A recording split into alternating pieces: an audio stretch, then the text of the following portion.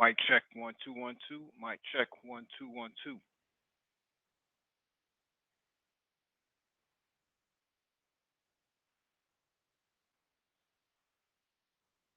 If anybody can hear me, push one in the chat.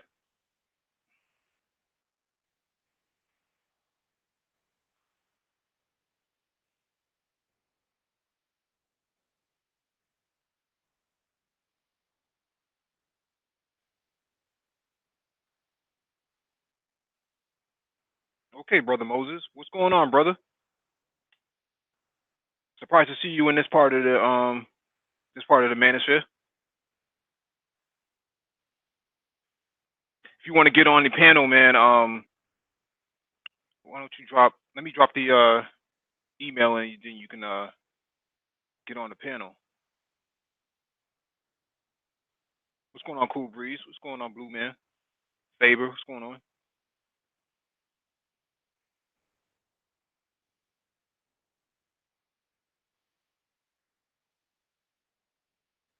Give me a quick second here.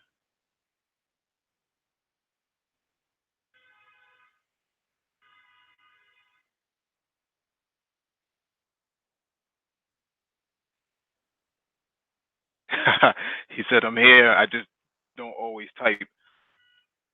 I always wonder why so many people do that to the Black Brain Trust. Because the thing is, we're very open about allowing people into our circles and on the panels. So I always find it interesting that people listen, but they don't participate, or they don't um, they don't engage in the chat, or they don't get on the panel, and that kind of always made us curious because we've had these conversations offline and we can't figure out what we're doing wrong. Because we don't actually tear people down or anything like that. So we want more people to engage, but we barely ever get anybody trying to get on the panel. And part of this issue for us is that we try to be more engaging with the subscribers and the viewers.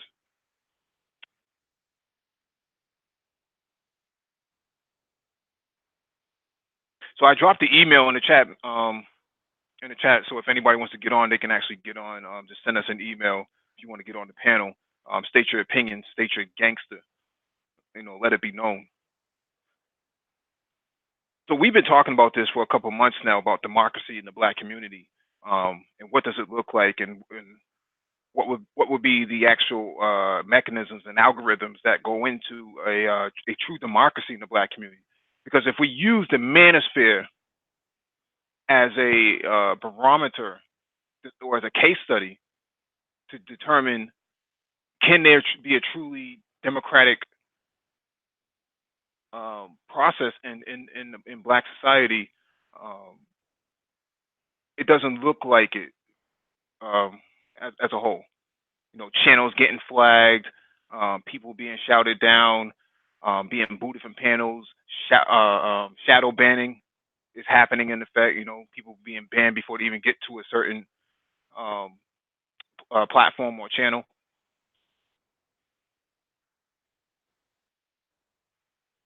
And that's not really truly democratic, right? In order for it to be a democracy, it has to be socially um, accessible by the people. And what's happening here, at least in the manosphere, so to speak, you have one group of people who wield a lot of social power through their platforms to marginalize other people so that they can't be involved in that same process, or engage in that same process. So can you truly ever have a democracy in the Black community if you're just using YouTube as an example? I think the most subscribed channels is usually 100,000 and below. So we know that there's a strong demographic of Black people on social media, especially YouTube. Given the circumstances and events that has transpired over the last few weeks and probably the last few months, it doesn't really look like Black people want a democracy. They want more of a an apartheid that is governed by the opposite sex. And there's a lot of black men who are okay with that sort of deal. And then there's other black men who are saying, "Nah, I'm not with all that." Right? You call those the red pill guys.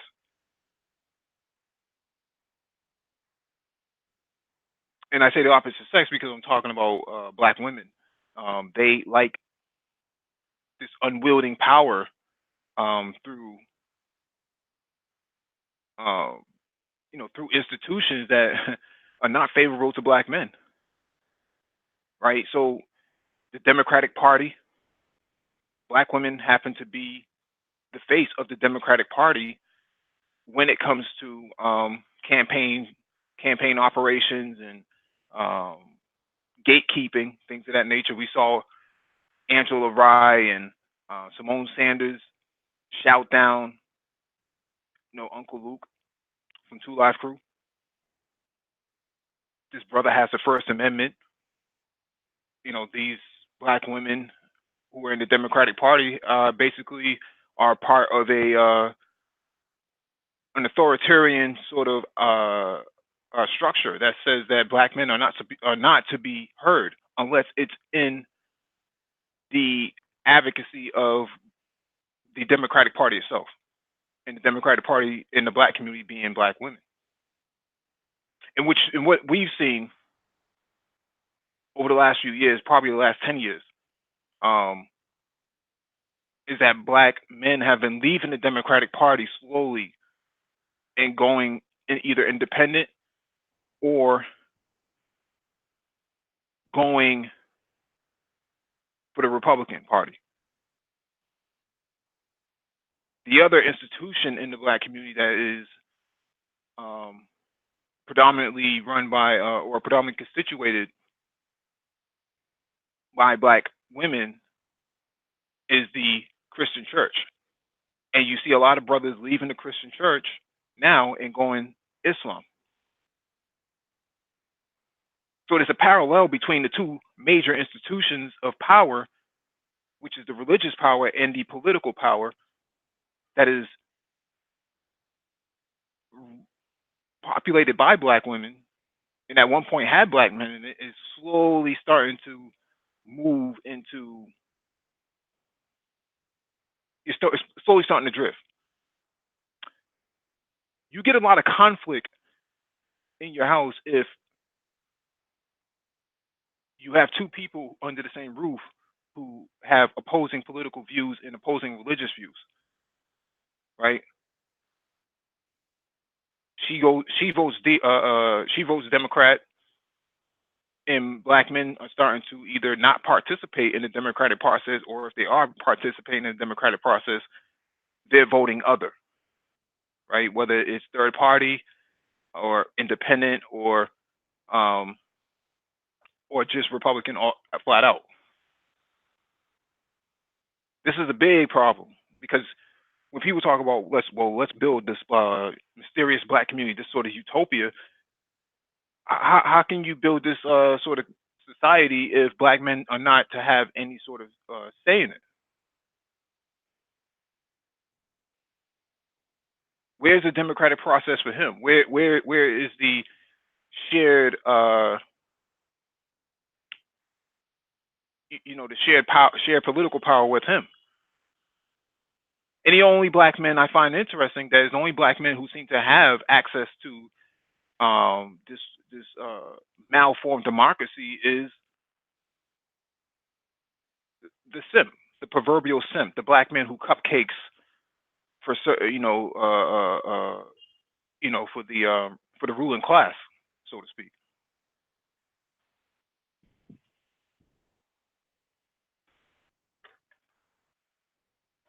And so, with that being said,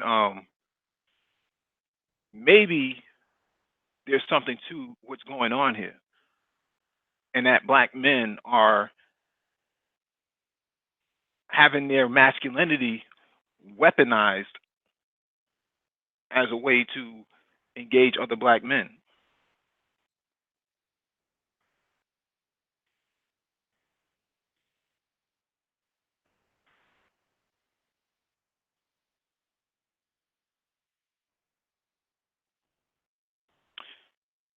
I'm just reading the chat. Sorry. If you all want to get on the panel, just make sure you hit that email, and I'll definitely send you a link to get on.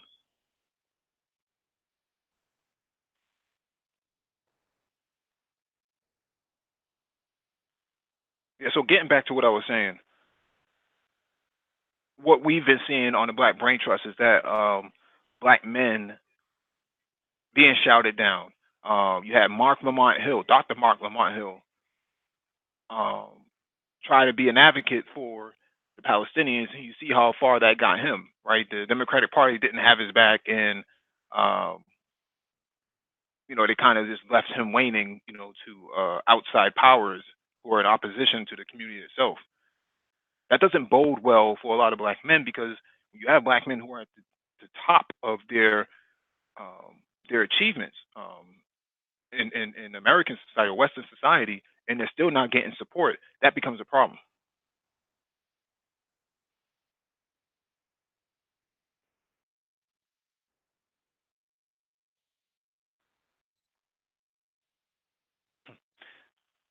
Mr. Research is throwing a lot of question marks in there.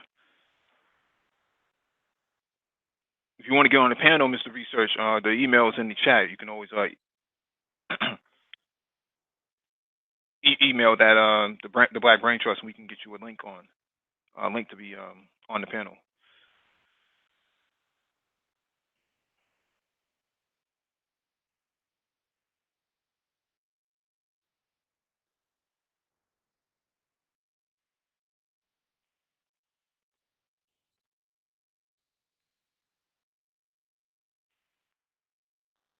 We are talking politics, Mr. Research. Definitely talking politics here. So the political aspect is um,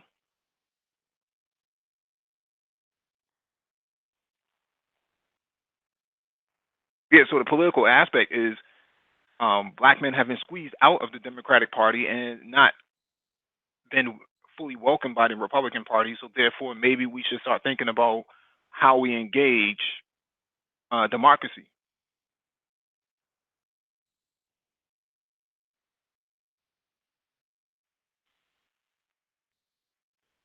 I'm defining uh, I'm defining democracy by the collective body of people having a say so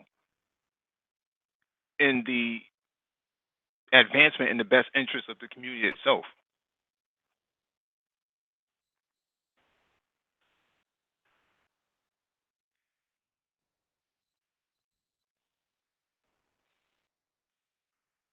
Hmm.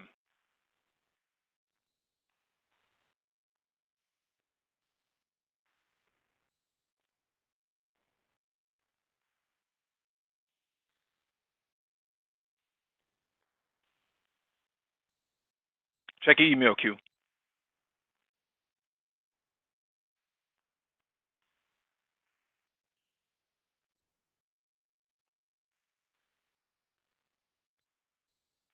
And what I always find interesting, and what we found interesting over the last couple of years, is that the most highest performing and upwardly mobile brothers um, are never given the platform necessary to speak out loud, or speak truth to power for that matter.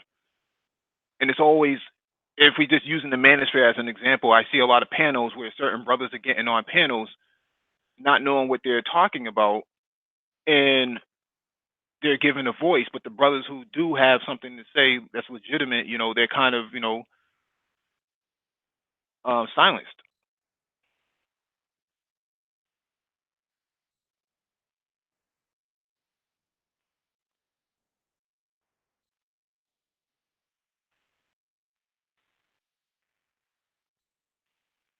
Yeah, Jay in the chat says there would have to be a massive cultural shift to a knowledge and acted based culture. Right now, we have an anti-intellectual, entertainment-based culture. No disagreements there.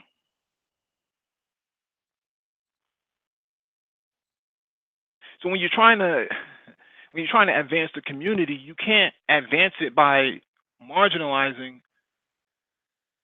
a certain demographic of men that don't fit the innuendos and stereotypes that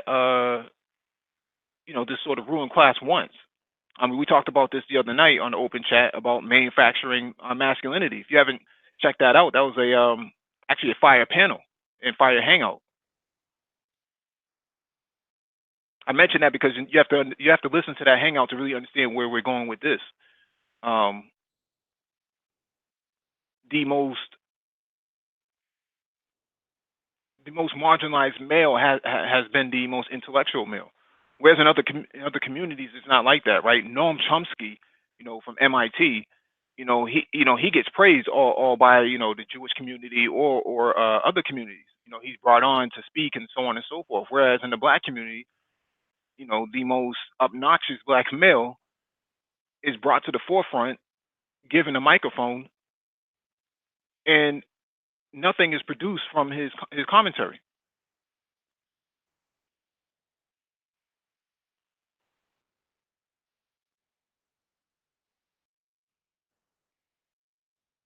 So how do you build a community where the most upperly mobile class of men have been um,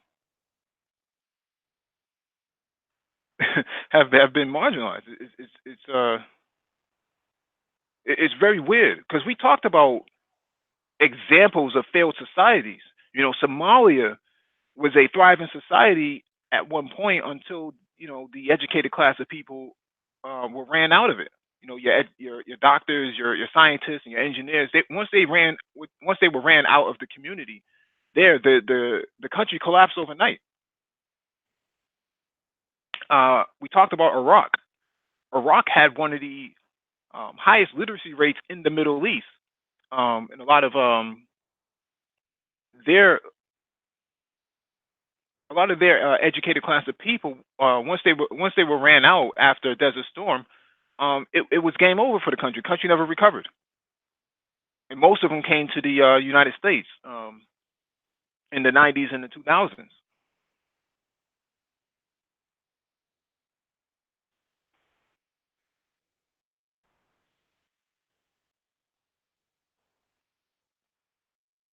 So if you don't have this sort of upwardly mobile, high performing class of people in your community, especially the men, you're screwed. We could look at China. China's ruling class are all STEM graduates. The current president right now, Xi Jinping, is I think he's an electrical engineer by trade.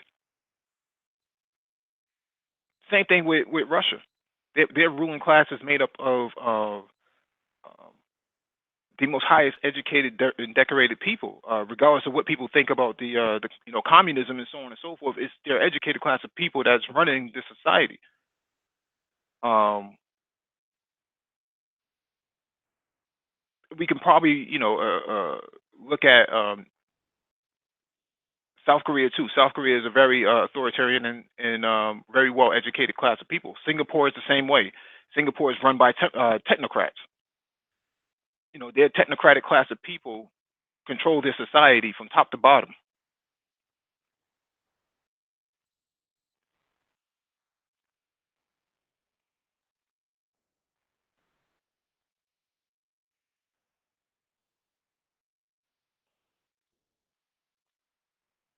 Let me see if anybody got on the panel. No, no one's on the panel. Um,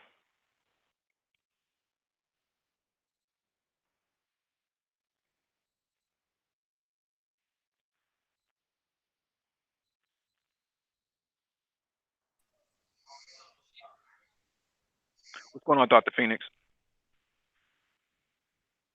MOT, what's going on, my brother? What's going on, man?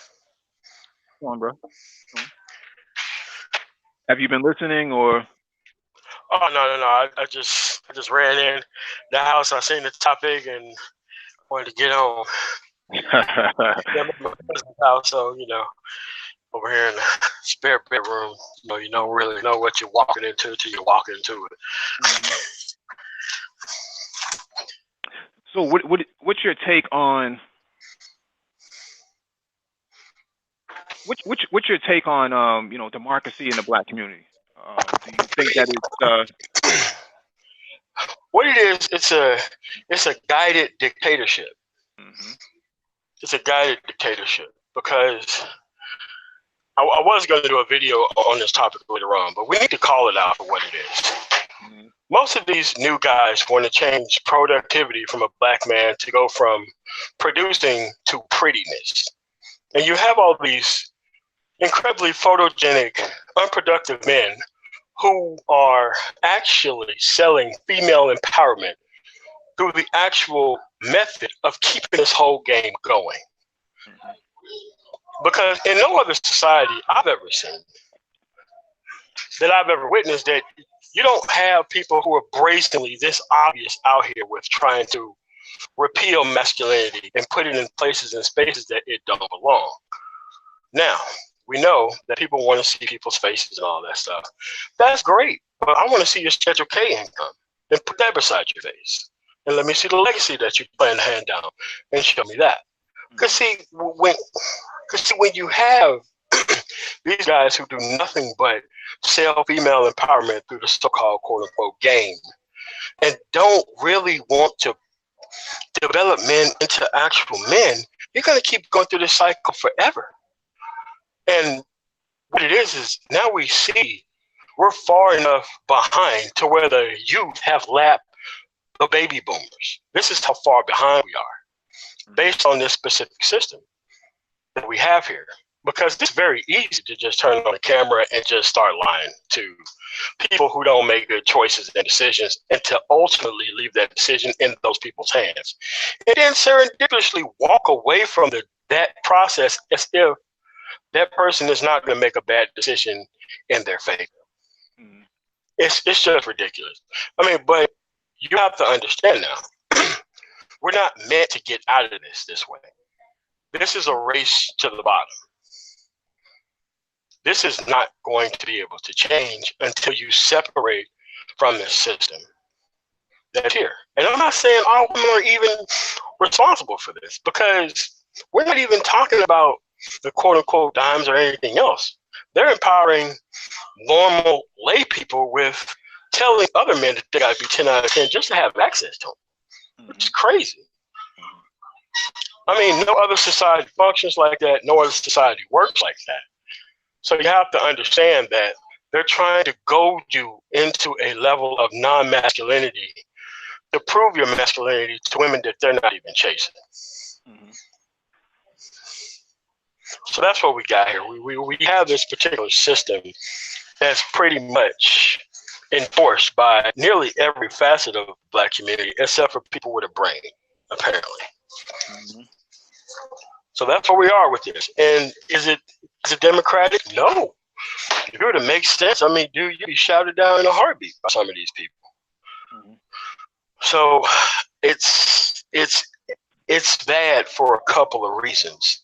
But the reasons that these people have somehow have come into, like, all of it is not able to be discussed is because men are afraid to bring up the fact that these people are just pretty and just unproductive. Mm-hmm. Because if they were productive, they wouldn't be resorting to stuff like this in order to make their mark in the world. Period. That's just the way it is. And people see this everywhere. They point out in every other culture. This is why this don't happen in every other culture. Mm-hmm. It seems to be a malformed democracy, right? So it's only democratic for Black men if you're willing to get on your knees and perform, cunnilingus on the ruling class, right? That's it. Right. I want to go to Dr. Phoenix. Because he just got on. Yeah, good evening to the chat, to the panel. Again, I think this comes down to the fact that what we've seen over the years, certainly prior to 2016, you saw stress fractures. And then in 2016, you saw cracks. And then now you're just seeing chasms develop between groups in Black society. So you have Black men that are productive versus the non-productive. Then you have the productive Black men versus the rest of Black society. And so what's happening here is that, is that people understand what's happening. They're understanding it at what's happening at all levels. Is that you're seeing that you're having a segment of black males who are saying that, you know what, we're tired of not having a voice.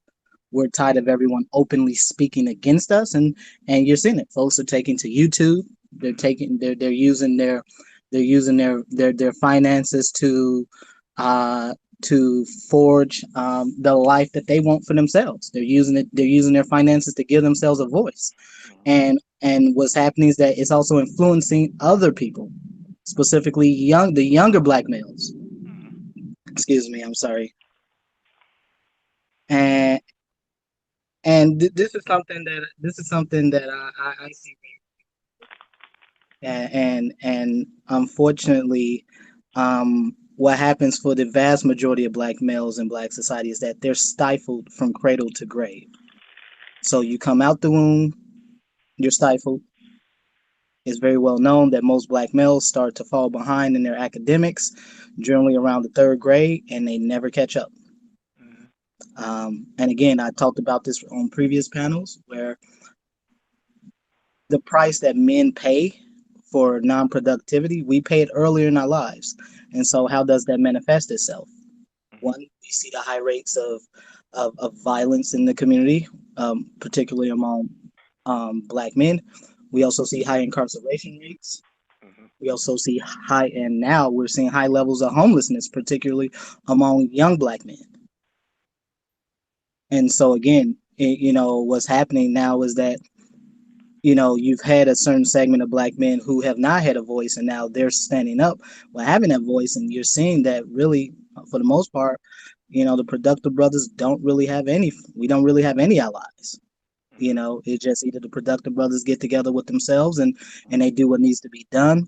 But again, looking to look into the entire community to foster these to help uh, create a to help forge a better black society. That's just not going to happen with the current state. We essentially do live in a matriarchy, and is completely diametrically opposed to having any form of progress whatsoever, any form of progress.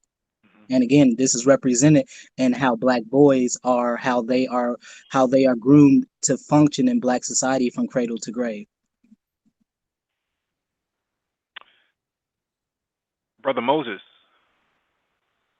can you hear Yes, us? sir. Do you have anything you want to add to this? What's your take on Absolutely, man. democracy in the black community? Oh, yes, sir. I mean, it's such a broad topic, and there's so much inside of it that can be unpacked. It's hard to even know where to start. So I'll just start as I always do, and honor to you for having this discussion, as well as those who are in the chat who found their way here out of all the places they could have been in this big YouTube space or somewhere in the world. But they're here with us today. So yeah, big conversations. Always the good news is that African American experience being pushed forward in media, to bear witness to us being able to have a respectable discourse on controversial issues, trivial issues, social issues, cultural. I like this one because it's political. I also like it. When I first read it, I was like, oh, this sounds like a good conversation, because there is a lot of what we miss, the grassroots campaigns, the collective actions, the local level of politics, of positioning, of trying to fight for the rights of the people who are there inside of the communities, of trying to get jobs inside of the communities, access to jobs, access to education, access to capital, for the entrepreneurs, trades and skills being passed along by those who have that information, and at which rate they can actually offer it, which markets they should go into to provide access to those skills and trades. Um, their connectedness to our experience altogether. So I may not be um, in a Memphis or in a Louisiana, in a Mississippi, in an Alabama, where the conditions may be a little bit different than the ones that I experience here in Arizona. But it does my heart some good to know that, as they improve or as their conditions, whatever happens, those who are there, they are still a part of that Black community. And so it's not just this homogenous voice, but it is one where we are at least moving in a space where we can hear those other voices echoing from, like I think some of the other content creators where they might be from. O'Shea and I are both from the same neighborhood, like 4 blocks away, which is really like a 6 minute walk away. And we were raised under conditions. He had his grandparents. I had my grandmother who took in our entire family, and nearly all of her sons and daughters lived on that one plot of land. And the plot of land only really had one home on it. On that home, it was a small home. I digress, but it was like 13, 14 of us in that one little home, shared experiences like that otherwise would not be heard. And you can't see the bond that we have. You'll just see us on certain panels and things, or having these discussions once we've identified some areas where we can connect. Um, when it comes to the democracy, though, or the ability to use your information effectively to create, some synergies as a people, as a group, as a collective, the Black community itself experiences a lot from a capital sense, just the money or the lack of money, the deprivation of income. Economics is a major, major opportunity area for us.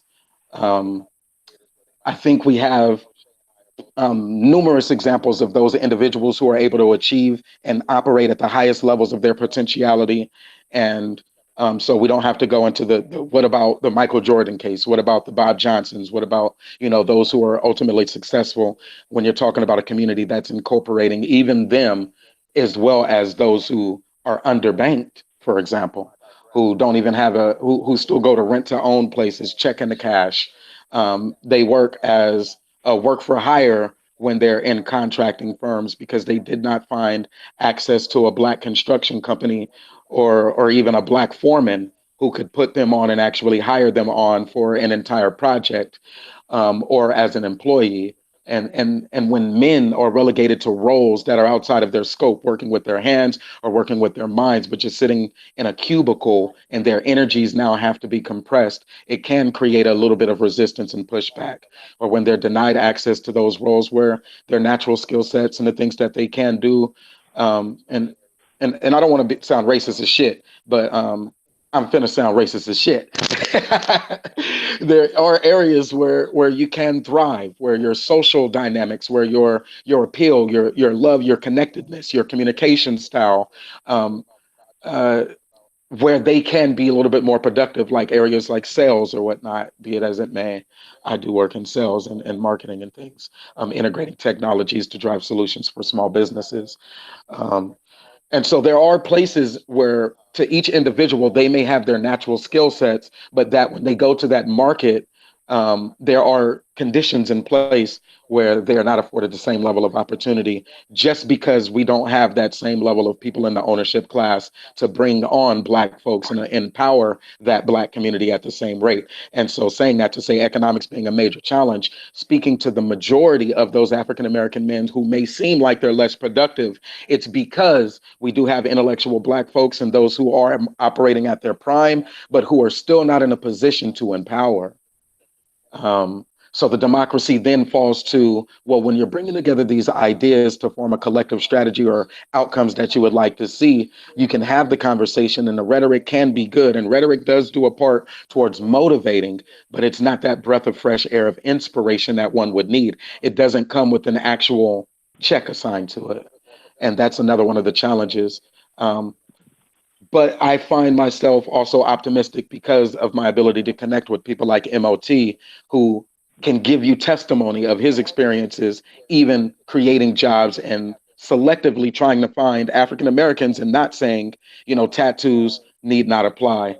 Not saying baby mama before the age of 20 need not apply. Not saying college degree need not apply. But look, here are the things that you're going to need in order to drive for me. If that was a part of the business, you're going to have to go through the steps just like everyone else, but I'll give you a shot. I won't discriminate against you. We're still moving in a dynamic for Black democracy, just to overcome some of those stereotypes that deny us a shot at the gate. I believe that they're still in place, while others may believe that no, those things are they're overturned. I would disagree. The ownership, the HR, the decision makers, the type of jobs that are being afforded, the location of those jobs and employment opportunities, the incomes being negotiated, the wages being distributed, or the share share of the profits from those companies. All of those things are still lock and key, predominantly under those who we would have to voice our grievances to, who are outside the Black community.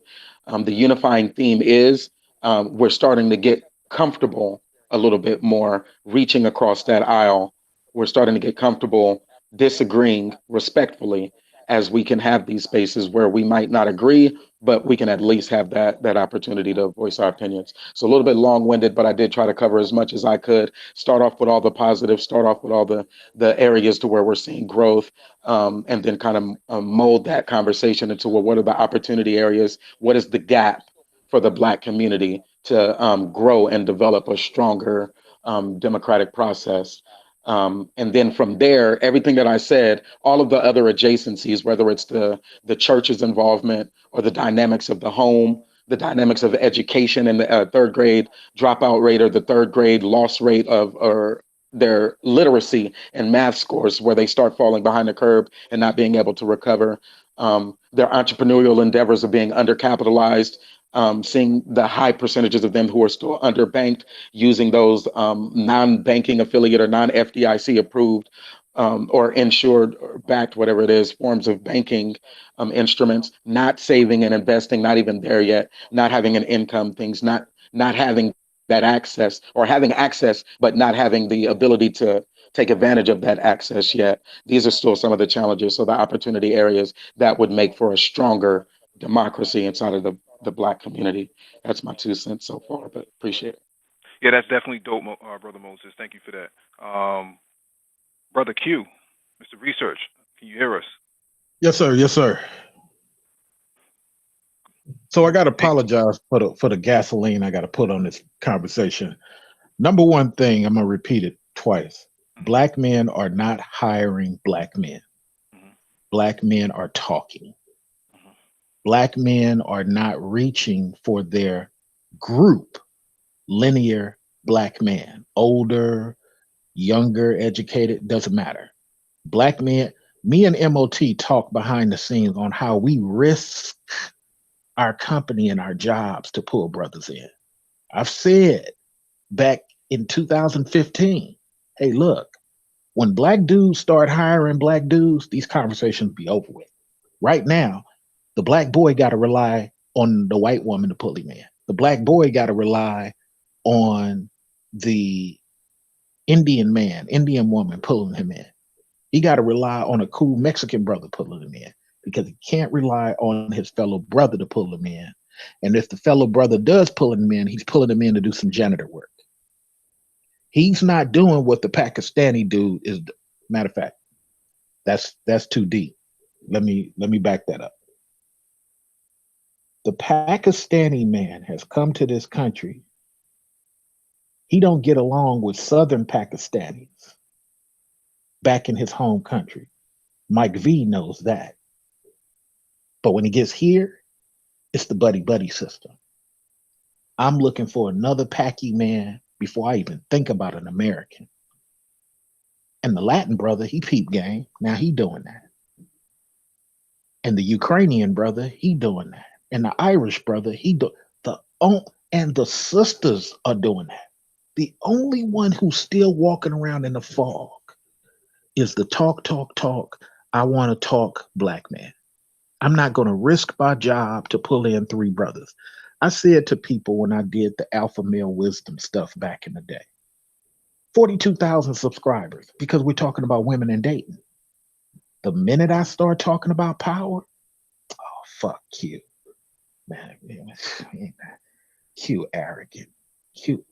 Well, I'm supposed to be arrogant. I grew up in the Bay Area hood. I shot my way out of that, switched up the game by 19, went overseas and been on my own for 20 years. Hell yeah, I'm supposed to put my dick on the table. You don't like that? Nah, Q, nah, I'm not feeling that. Are you serious? Yeah, man, it's these women. Oh, come on, man. Look, I had a chick take me to the cleaners for 50K.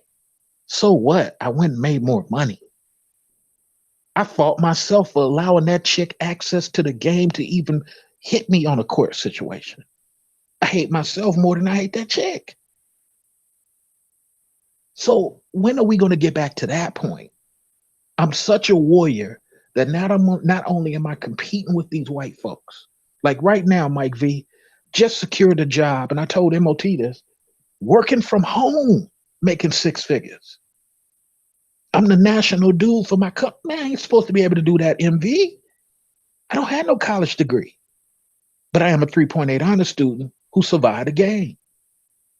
I'm from Oakland, California. It is rough growing up out here in the 80s. But check this out. We remix the game and we go and compete against our white cousins.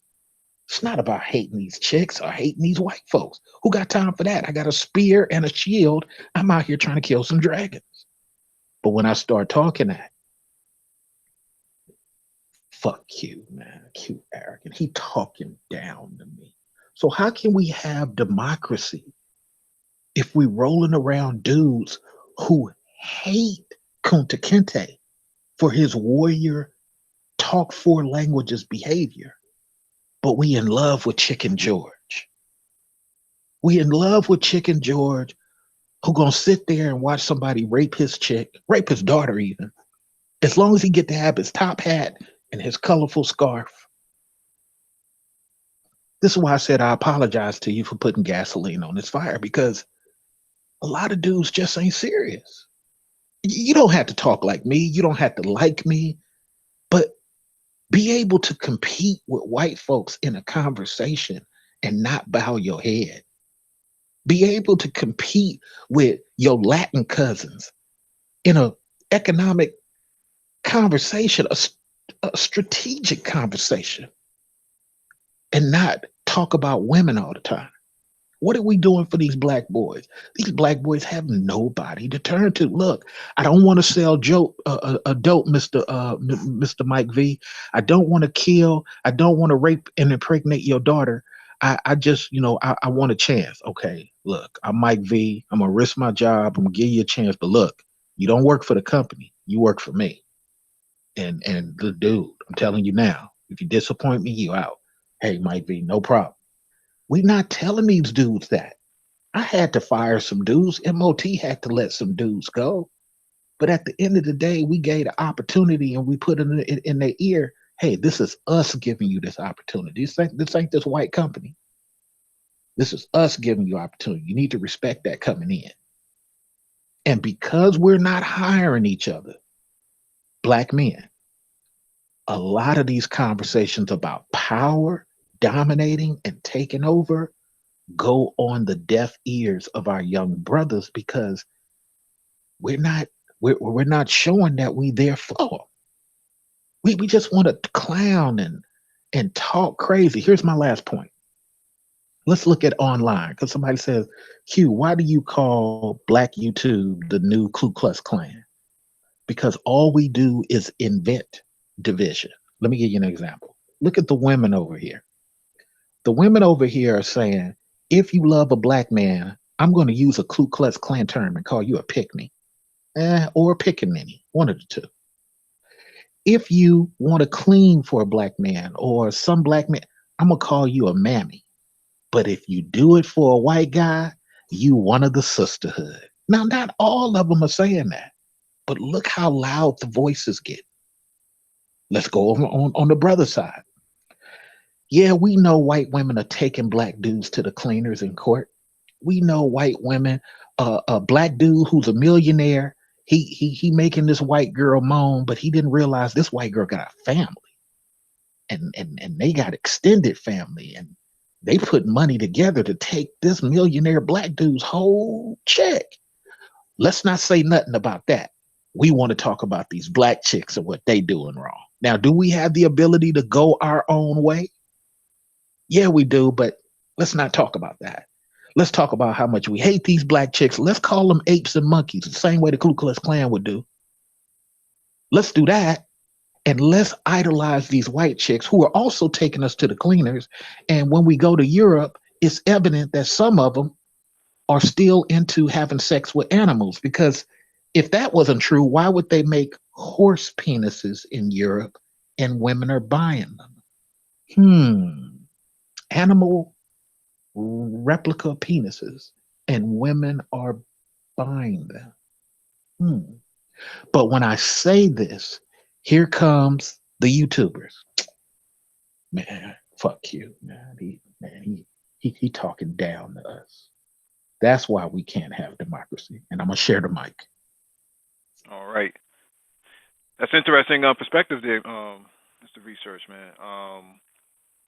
But I want to go back to a point that I mentioned earlier about Angela Rye and Simone Sanders shouting down, Uncle Luke from Two Live Crew. And then you take into perspective, this woman who ran for, the state of Georgia, the governor, to run for the governorship there. I can't remember her name right now. It's kind of slips my mind. Oh, the Abrams lady? Say that again? I say the Abrams lady? Yeah, the Abrams woman. She had Oprah down there. She had all types of support on the ground. And you didn't see that sort of support for, other black men in other states. So I say all that to say that it seems like the more politically driven black men are and ambitious they are, the less support they seem to get. Not just from hiring black men, but just on the political righteousness. You would think that somebody would speak up on behalf of the Honorable Minister Louis Farrakhan being marginalized and from social media. You would think that somebody would come out and speak up for him and speak truth to power on his behalf, but that doesn't happen, right? So I noticed that whenever black men are under attack, there's some kind of justification for why he's under attack. And if he dies, there is a certain demographic of people who are trying to capitalize off of the death of those types of men. And then they create a campaign off of it, and then they elevate themselves into office, whether it's through city council or some form of DNC organization, and then they benefit from it. Whereas, for black men, they don't have that. I don't see many black men out there capitalizing off the deaths of women and children and stuff like that. There's no black men capitalizing off of Tamir Rice, to my knowledge, right? There's no organizational body of black men hoarding power, from other black people and saying, if you want to get to the White House, you have to go through me. If you want to get to Capitol Hill, you have to go through me, right? You don't really see that, but you do see that from a certain group of people within the community itself. What do you guys think about this? I'll go to Dr. Phoenix.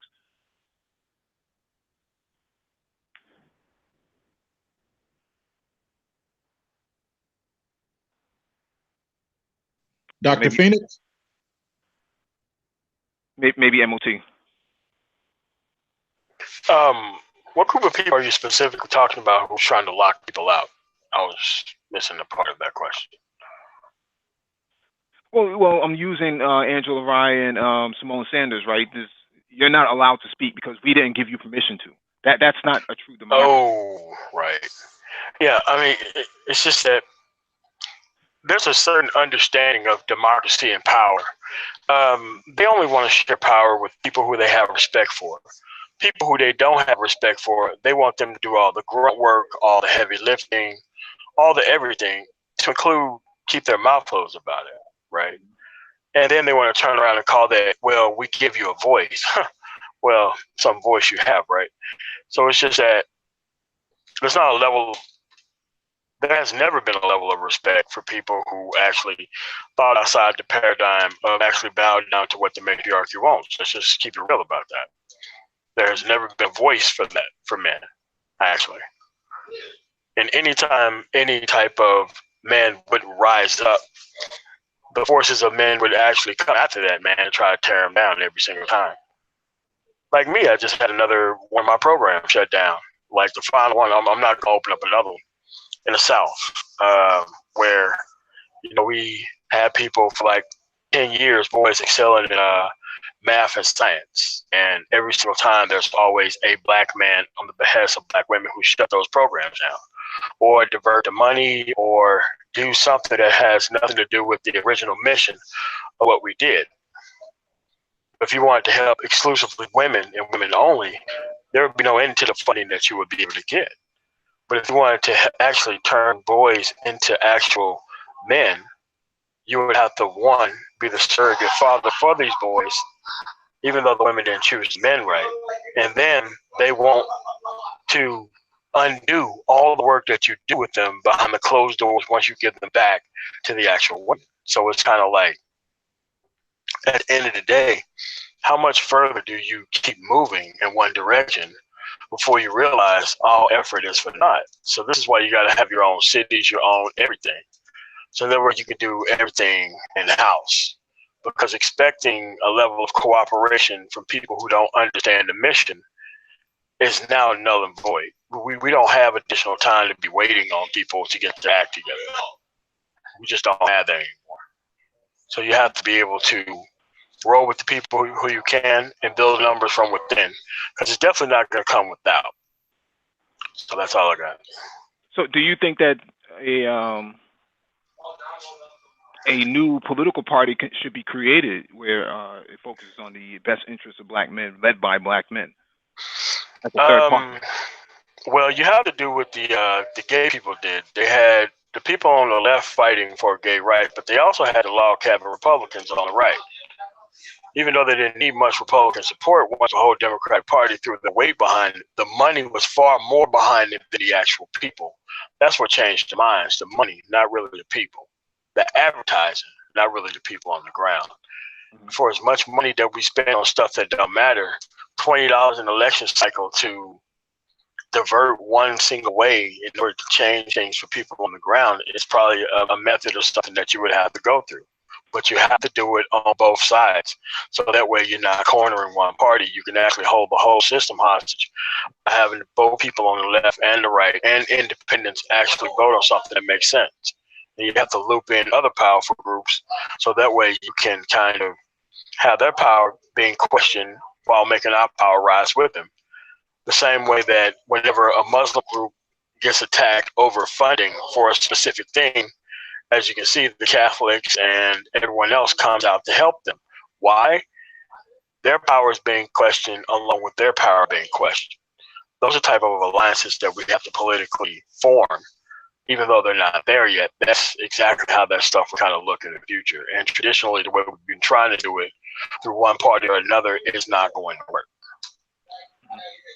Dr. Phoenix, can you hear us? What's going on?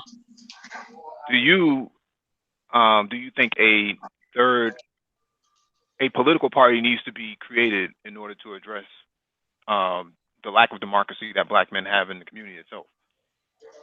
I mean, yes. I mean, ultimately, yes. I think black men do need to invest in creating their own political party. Part of it is, at least from my experience and what I've seen, and obviously given what I do, it is very clear to me that black men, there are people within black society that are complicit in silencing black men, especially black men who actually have the ability to speak truth to power, who have the ability to actually affect the trajectory of the group.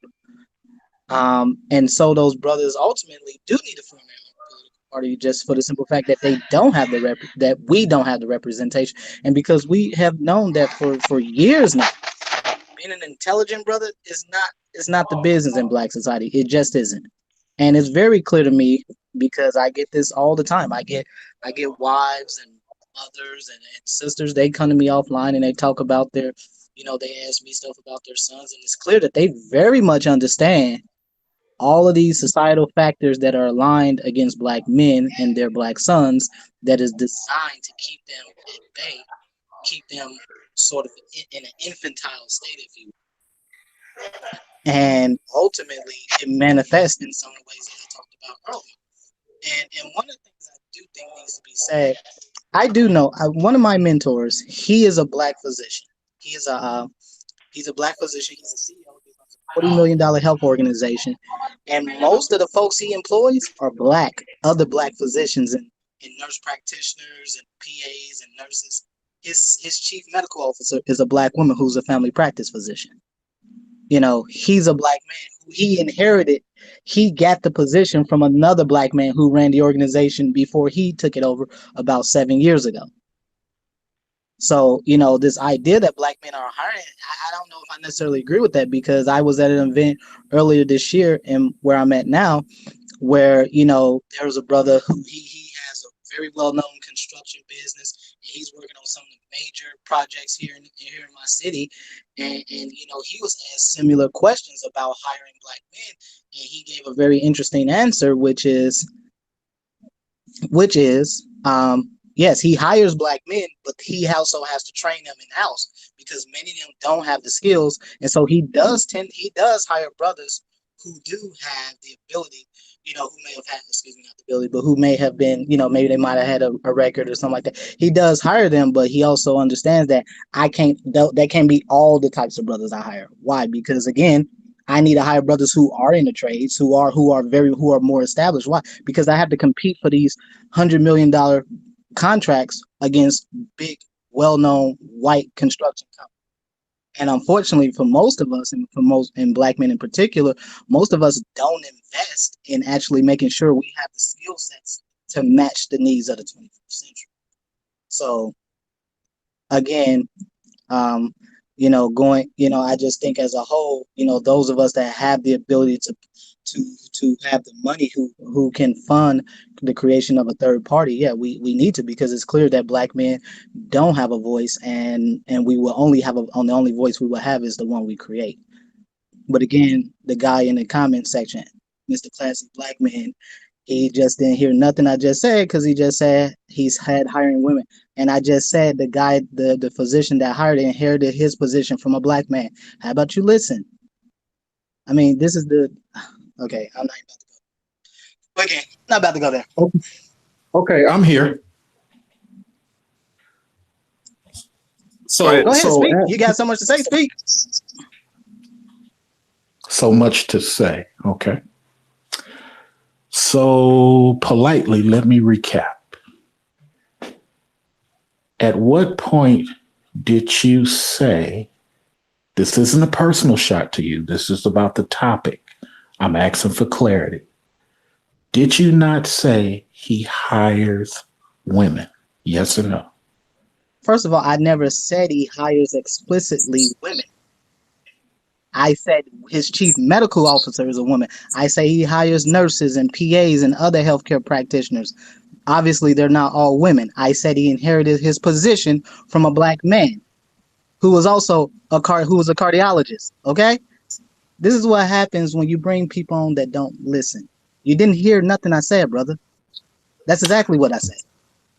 Okay, may I share the mic with you? Go right ahead, brother. Okay. What I heard you said was the nurse practitioners, and you says he hires women. That's what I heard you say. I did also hear you say that he inherited from a male. Now, I did not initiate anything that you said earlier. Actually, you said something in the chat. May I finish, sir? May I finish, sir? I'm only rebutting because you addressed the topic that I said about hiring black boys. And I'm only asking you in this moment, being that I asked you, or I made the topic about black boys, and you took it upon yourself to say, and I quote, so I don't know this thing about hiring black boys. At what point in time did you say this doctor hired black men? Because you did say women, nurses, and practitioners. But just for clarity, I'm just curious, when did you say that he hires black men? One, I gave an indirect example, and I just gave a direct example when I say his chief medical officer is black. Two, when I say he inherited his position, yes, technically he did, but he was also groomed for that position because the brother that was the cardiologist that ran the organization before him, he hired him out of his residency to be the chief medical officer. So he was groomed for that position. The reason he inherited because the brother died in his position. Understood. Two, you just assuming because I said nurses and nurse practitioners, you're assuming this.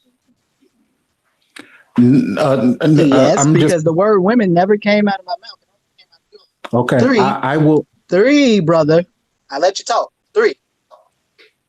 The issue of hiring black boys is not actually what the discussion was about. It was about, can democracy work in the black community? You came in and made it about hiring black boys. Okay, Okay. Can I share now? go right ahead. Okay. So I'm going to do a thing on my show where I'm going to take the snippet where you said women, and I'm going to show on my show where you did say women, and then you come back and say that you didn't. So I'm going to do that on my show because I'm going to take the audio and show it. But nevertheless, when the other gentleman spoke, the one who's from Sacramento, like O'Shea, he said quite a few things outside of the scope of democracy. And all I did was use an opportunity to talk to the chat room and the fans of Mike V about my view as it relates to democracy. And what I believe you just did, you addressed my topic. I didn't initiate that, my brother. I didn't ask you to speak about my topic of not hiring black boys. Respectfully, you chose to do that. So it's okay because this is just a topic. Nothing is confrontational. But I just wanted to make it clear to the chat room, to the chat room. I'm 18 years in medical. I know what I'm talking about when I tell you, as an 18-year career veteran in the medical financial department, that black males are hiring women more than black boys. I'm going to share the mic and let everybody else speak, but I want you guys in the chat room to know my conversation is to help the black sons, not to initiate any disrespect or anybody's topic or say nobody is doing this or I don't know what. That's not what this is about. Let me just say something. Sir. I tried to be polite. Come on now. You just sit there and just say you go take a snippet of what I said. Polite. Sir, I'm trying to be polite. You're not being polite. You're sitting here taking what I said out of context. I asked you, could I speak, sir? Now you're not allowing me to speak. Okay, thank you. Let's all have discipline. So to the chat room, when you hear everybody else speak, the only thing I'm trying to get you to understand, chat room and fans, in a polite way. I don't have no animosity for this brother, which is why I don't interrupt him. I let him speak. I want you people in the chat room to choose what's right and what ain't right, who's right, and also when people attack you in the chat room, have some type of politeness because we all black at the end of the day.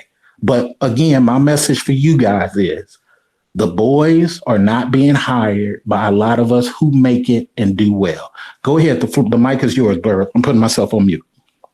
Again, you haven't heard nothing of any of the other discussions I've done on these panels with Mike and the rest of the Black Brain Trust. I have talked ad nauseum about the young brothers that I personally mentor. Okay? I just spoke to a young brother who heard me speak in this very chat, on the Black Brain Trust a couple weeks ago. He reached out to me.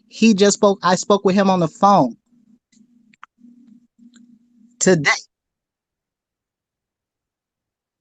I spoke with him for over 2 hours. Okay? I have 3 black males. This particular brother I've talked to today was 21. The other 2 are 18. Okay? These are 3 black males that I take time out of my busy schedule to give them information, to help them, to plug them into my network of brothers I know. I've been in it. You're not the only brother that's been in the medical field, brother. I've been in the medical field for well over 13 years. And I started out as an Army medic. Okay? I've been all over the world, been to many countries, lived in at least 6 countries, went to school in other countries. So I don't need you to sit here and chastise me about what you think I'm not doing, because I have talked to length. And if anyone that's been a regular on these chats know that I talk to the young brothers that I do help to mentor, and I take my personal time. So you can take a snippet of me and put it on one of your videos or whatever. One, I'm not a YouTuber. I made that very clear. I don't YouTube. I just came to the Black because I heard what the brothers was talking about, and I had a lot of respect for it. And so I bring in my piece. So you're not just talking to somebody that just sitting here just speaking randomly about something. You're talking to somebody that actually does it in his real life. So there have been plenty of things I've said in the chat over the last three weeks, almost a month now, that I've been contributing regularly to the Black Brain Trust about the issues that Black males talk to, because I specifically talk to Black males. Dr. Phoenix, your mic is cutting in and out. I'm not sure. I'm sorry. Let me I'll leave and come back. No, that's fine. That's fine. I want to swing to Brother Moses because he's been patiently waiting. Brother Moses, my question to you is, if there's going to be a third party in terms of politics, how do we go about organizing a party that represents Black men's best interests? That's a good question. So initially, when I visited the topic, I was looking at this from a form of democracy. I believe one of the critical elements of democracy is capital or economics, the economic conditions that we're negotiating for here between labor and between owners and things. And so when I look at the third party, I think also in the terms of economics as well, I know financial literacy is a strong push, but also just governing literacy, being familiar with what's currently in place to join that party. What do they have in government, the House and the Senate? How do they break it down? How do they break down the roles, the different committees that are currently available on? Who's inside of those committees?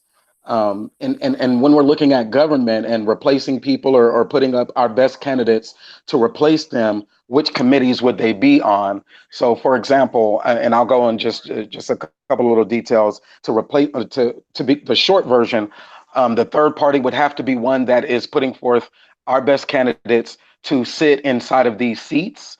And they have to be, when I say best candidates, I am still referring to just the quantitative economics, their influence in certain industries and sectors that create the capital or the jobs or the profits that we need to sustain communities and such.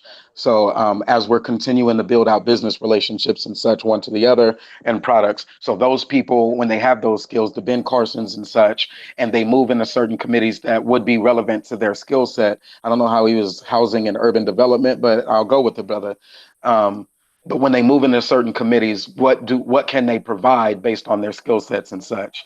I'll give a couple of examples and then I'll close it. So for that third party to actually be a viable candidacy and a viable contribution to the American governance or democracy, and one that does represent the Black community all in whole, also again from the economic lens.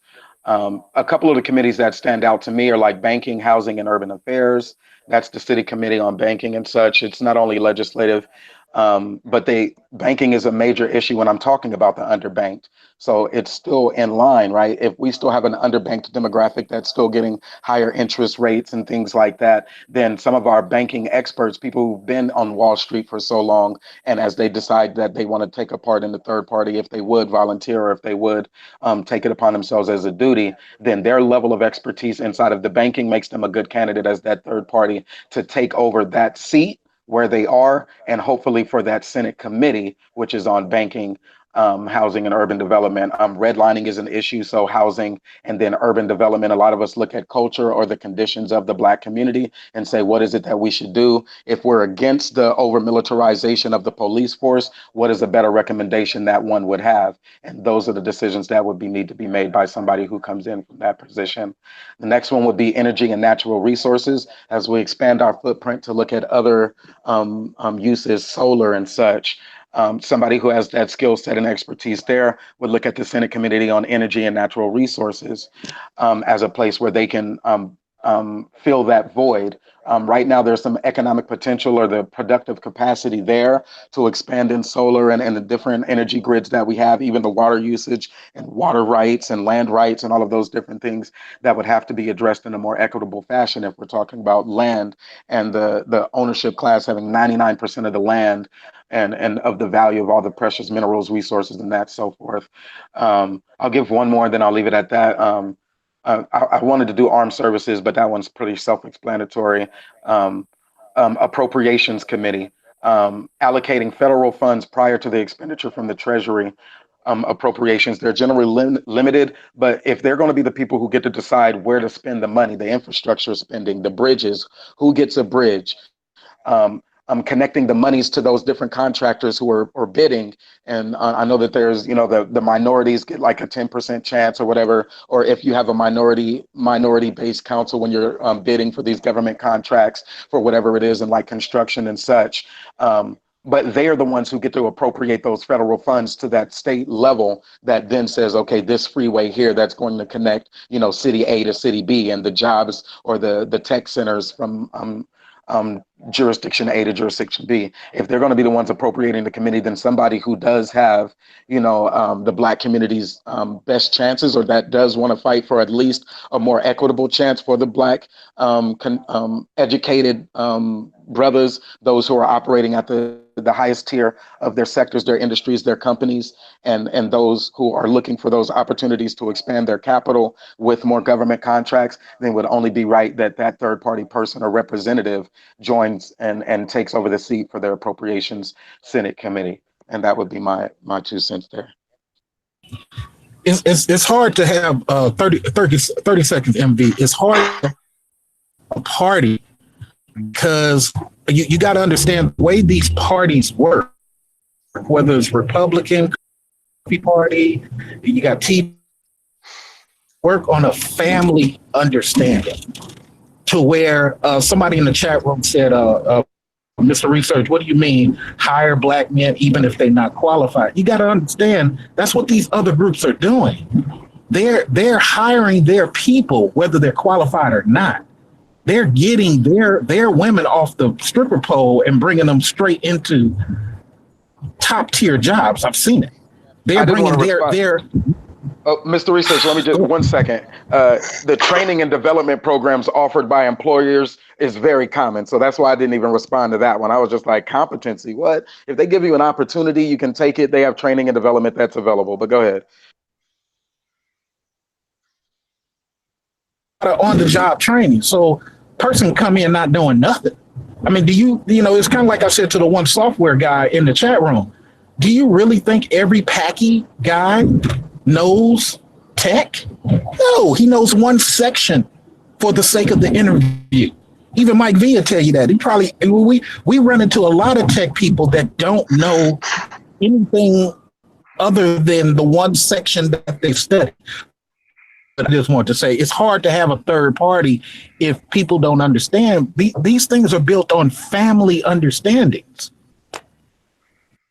Hey, go ahead, MOT. Yeah, with this particular topic of creating a group, that's why it has to be like a kind of like an interfaith kind of coalition to where you can have one goal, but it's different parts of it from different spaces, so that way you don't get boxed out by one side or another, because most bad legislation is bipartisan. So if you have something like this, you can probably get the buy-in of a whole lot of people in order to have them support what we need to, but we need to unify around one issue, like banking, or one issue like make sure that there are more federal opportunities for minority, especially just Black ADOS minority people in each state, and have people who are in place who can be able to take advantage of those training and opportunities whenever we have it in place. But like I said, all the stuff that you're going to have to pay for, which isn't a bad idea, but it's just that if you let people know what's in it for them at the end of the day, hopefully you could be able to hit this thing from all sides. So that's all I wanted to add to that specific part of the conversation. Well, the reason why I bring up a political party, right? I'm looking at what the far right is doing. I'm looking at Richard Spencer. I'm looking at, Jared Taylor and all these guys organizing. I don't know if any of you watched the protests a couple years ago in Charlottesville, right? Yes, I did. Right, and the way, if you watched Vice TV, the way they covered it, the way David Duke had everybody, all their far right constituents organized. They had vans, they had logistics, they had communications. They had armed security, former military, current military, police officers, um, and they had a representative, right? They had delegation. They were completely organized. They out organized brothers, if you want to be truthful. Yeah, most of those people got kicked out of the military as soon as they were identified as being part of that group. But go ahead. I mean, Right. not the people from the police departments, which should have been the first one out, but all the people who was a part of the military or even the Pentagon. All the people lost their contracts, they lost everything. Mm-hmm. But I do get what you're saying. They was unified, and it was amazing to see. Mm-hmm. Amazing to see. But problem is that they can do it, and somehow we can't. Which brings me to my point. How do you organize so many black men? If we're using the black manosphere as a case study, there doesn't seem to be too many brothers to work with or enough organization within the manosphere to even establish something like that. We're talking about a social media platform that has a constituency of at least 100,000 participants. A lot of the subscribers and stuff like that are all shared, but the point of the matter is, it doesn't seem like you can. I don't see how you can galvanize a lot of men, when their kryptonite is this vertical smile that this BW has. They Yeah. seem to worship it. Yeah, I mean, but it's purposeful. They've been without it for a while on purpose to make them value something that they shouldn't be going after as hard. But it's just that you just have to change the focus to the people who you can, because once people start seeing that they're being left behind, that's when they're quickly are going to want to catch up. What we're trying to do is we're trying to bring or load too much onto the airplane before we try to take off. We should just know that we got 3 or 4 trips, and we need to take off with what we got right now and clear the land, so that way these people can be able to have some type of positive proof that this stuff is going to work later on. But see, gentlemen, that's my suggestion: is that the black guys as a whole are talking blackness, and they're talking blackness and helping our ladies. Our ladies are then taking that black man's help and only helping the old girls network, even if it's a white woman. Not all of them are doing it, but a great deal of them are doing it. Those women then in turn don't help those black boys. So look at what has happened. Hey, look, here's a guy, he made it. He helps a couple of brothers, but he helps a majority women out of the love for blackness. Then what has happened? Those boys get more so disenfranchised percentage wise. Then those women, under the guise of blackness, like Stacey Abrams, then she only talks womanhood. There's no room there for that boy. So now that boy is looking like, I might as well pick up a gun and go kick in this door, because I ain't got no other option. The warehouse jobs are all full. The janitor jobs are all done. If I go to the South, I got to make $7 just to do security. So what's left for me? Because blackness is all taken up. Now, those women turn back and say, hey, black man, help me. Well, how is that? Because you've taken up all the resources for womanhood only. So it's hard to have something substantial. Those of us who I call the advanced ADOS men, we're the ones who help the thugs. We're the ones who help the dudes that ain't on point. And in turn, those dudes speak for womanhood the most. Now dudes are frustrated. They're like, wait a minute, hold on. It ain't just the women though. Some of the male hyenas have created the problem too. So if we want to have a culture or a democracy or a party that speaks to the black son and makes Bernie Sanders talk about EEOC or whatever the case may be, how are we going to do that if we keep disenfranchising the black son year after year after year? Well, I mean, it's a particular plan to kind of stifle productivity by taking the power and the productivity away from the people who were most apt to wield it. I mean, there's a particular system that drains men of their creativity. There isn't something that's separate that happens with that. I mean, these people are rewarded with temporary access, and as long as they throw out the whole cape, they conspire to keep themselves on top and in charge against the actual benefits of everybody else who want to be in the community. That's why I say you just split off, become great, let them see what they're missing out on, and do it that way. Because if you try to bring them along with you too early, they're just going to sabotage your success and bring down the whole ship. You know, what's interesting, you know, and I'm just kind of going back to the organizational piece. The NOI, the Nation of Islam, has been able to organize black men on a scale that's massive. I don't know if Brother Moses could speak to that. Do you know anything about how they're able to maintain such continuity? I couldn't. That's Gab Talk Media, who has a little bit more insight onto the progression of the Nation of Islam. Mm-hmm. All right.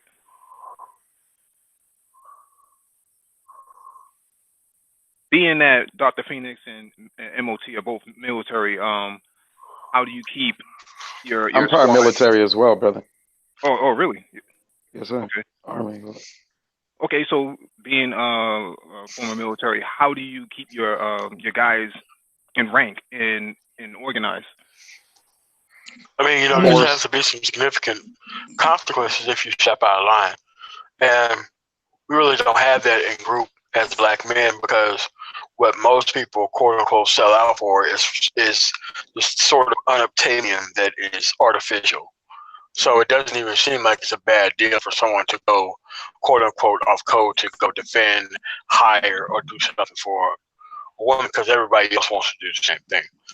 So that's why you have to separate and have your own stuff, so that way you can have your own rules under your own land.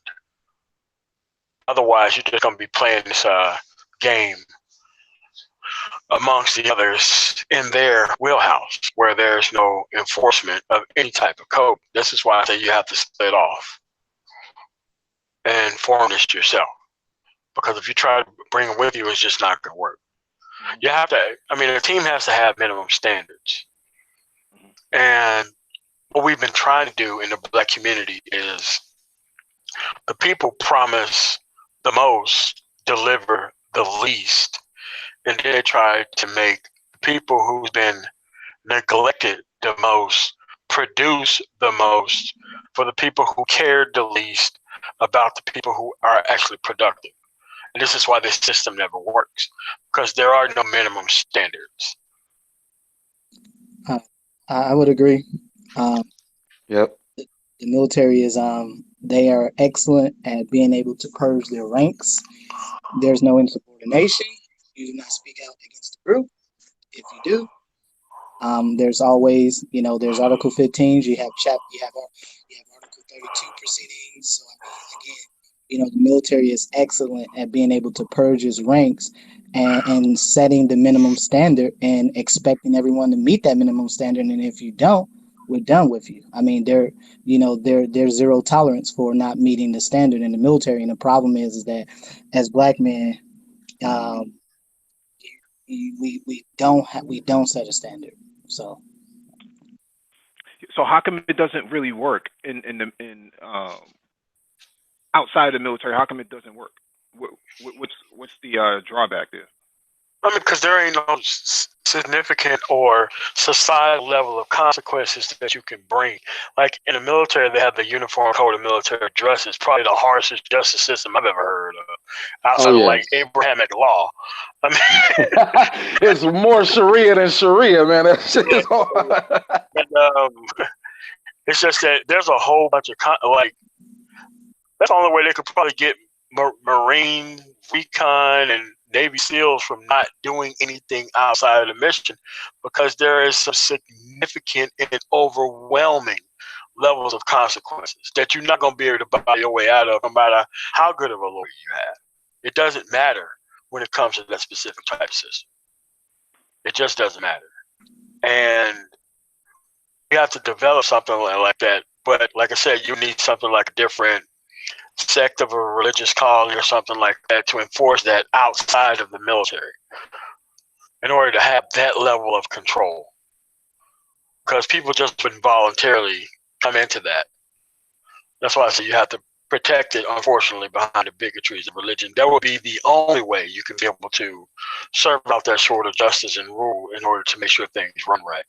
But in the military, I mean, everybody's under the same type of rule, and you just got to, people have been under it for 30-something years.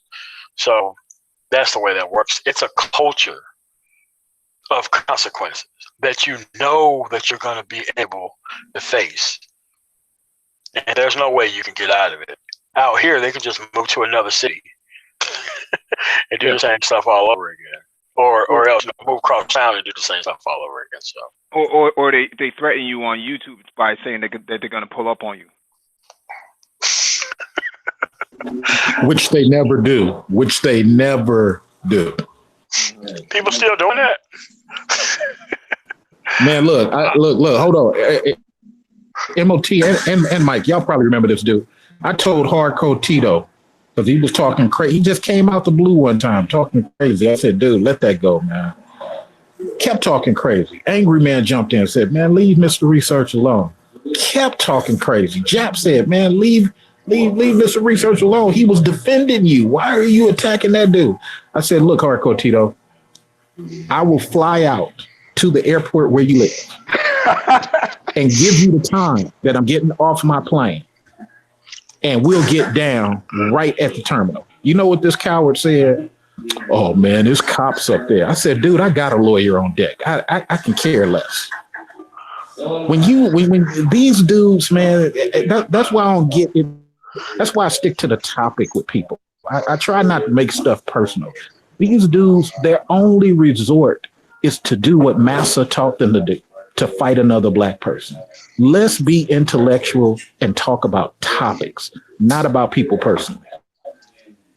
Well, the reason why I brought up, the organizational structure is because we can use something like the FARC, right?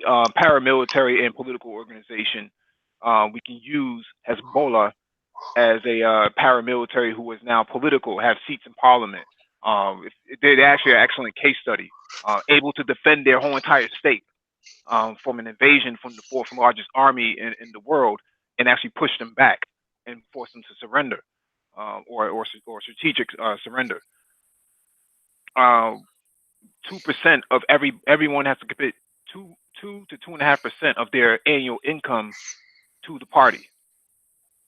I think they're able to raise something like a few millions of dollars, but all of that goes back into the organization, as well as different sorts of services, early childhood services, daycare, senior citizen care, utility services. So after the infrastructure was demolished by Israeli forces, they were the ones to repair a lot of the utilities, electrical grid, water filtration systems, sewage, things of that nature, general contracting. How is it that they're able to do something like this when you have this conversation amongst brothers that can't do it? Anybody can jump in.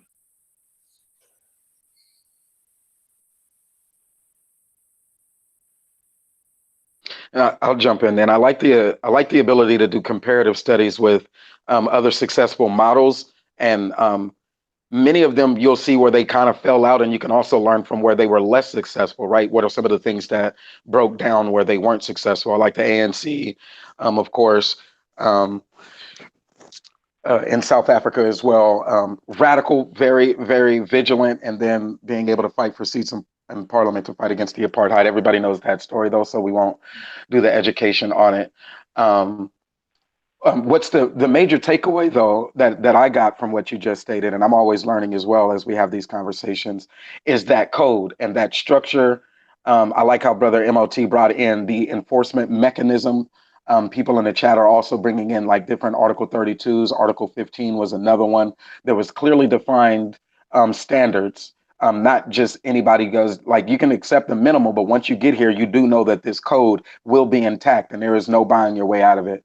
And then once you have that there in place, those systems, I guess, in place, you're able to teach to it and build to it. They have different things in the military when I was there that also enabled a deeper level or subconscious level of buy-in, such as the housing unit, everybody inside of the dorms, the everybody up, everybody down at the same times, the ability to remove somebody's connection to the outside world. You don't get your mail and things like that as a consequence, and the different consequences. So there are so many other ways you can stretch out consequences as you might want to, the benefits or incentives that you might want to access, or new rank, more money, moving it into positions where people are responding to your directives rather than you being the person who has to respond to others, if somebody is geared that way towards leadership rather than just towards being an individual contributor. But essentially, um, all of that is to say that there is the absence, or there is an opportunity area on just Black folks having a code, as well as the enforcement mechanism. How could they, at one point, someone brought up the position of the police being there present, how could they submit themselves to the authority of both? One being the third party, or the Black folks, or those who have that military code, as well as those other civilizations and people, other codes that are out there that also govern their consciousness. So they can bow down to the police, but to a Black man, they would want to fight. And those type of perspectives can kind of offset or derail any general movement without consequences and the rewards being fully vetted out. So I definitely like that you introduced that concept into the conversation.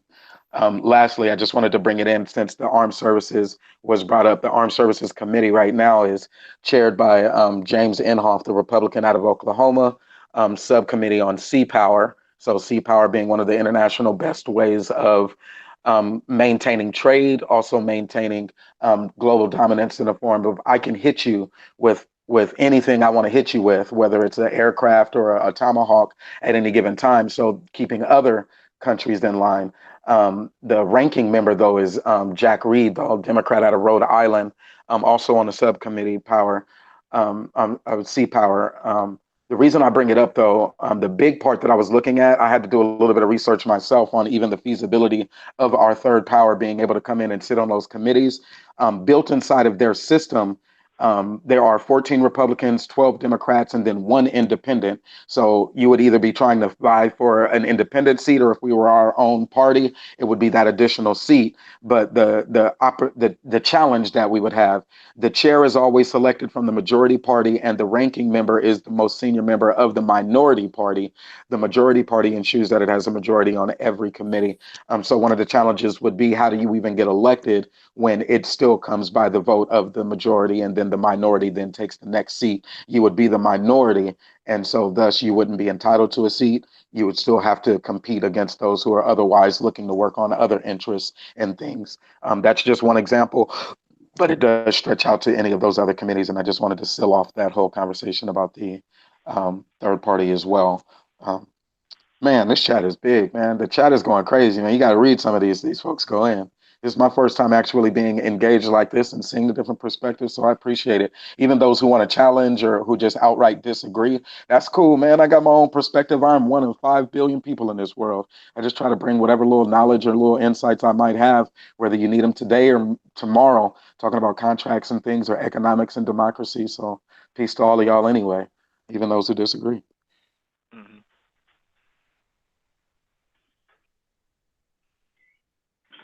No, it's always good to have that diversity, is which is why I have these variation of panels, or why we have it. Sorry, because I look at different organizations. Look at the Taliban. How are they able to garner 55? I think now it's 60% of the country.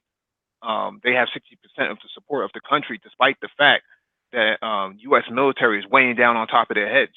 Um, it seems like year over year since 2001, they've been able to garner more and more support through their organizational structure. They even now getting, you know, um,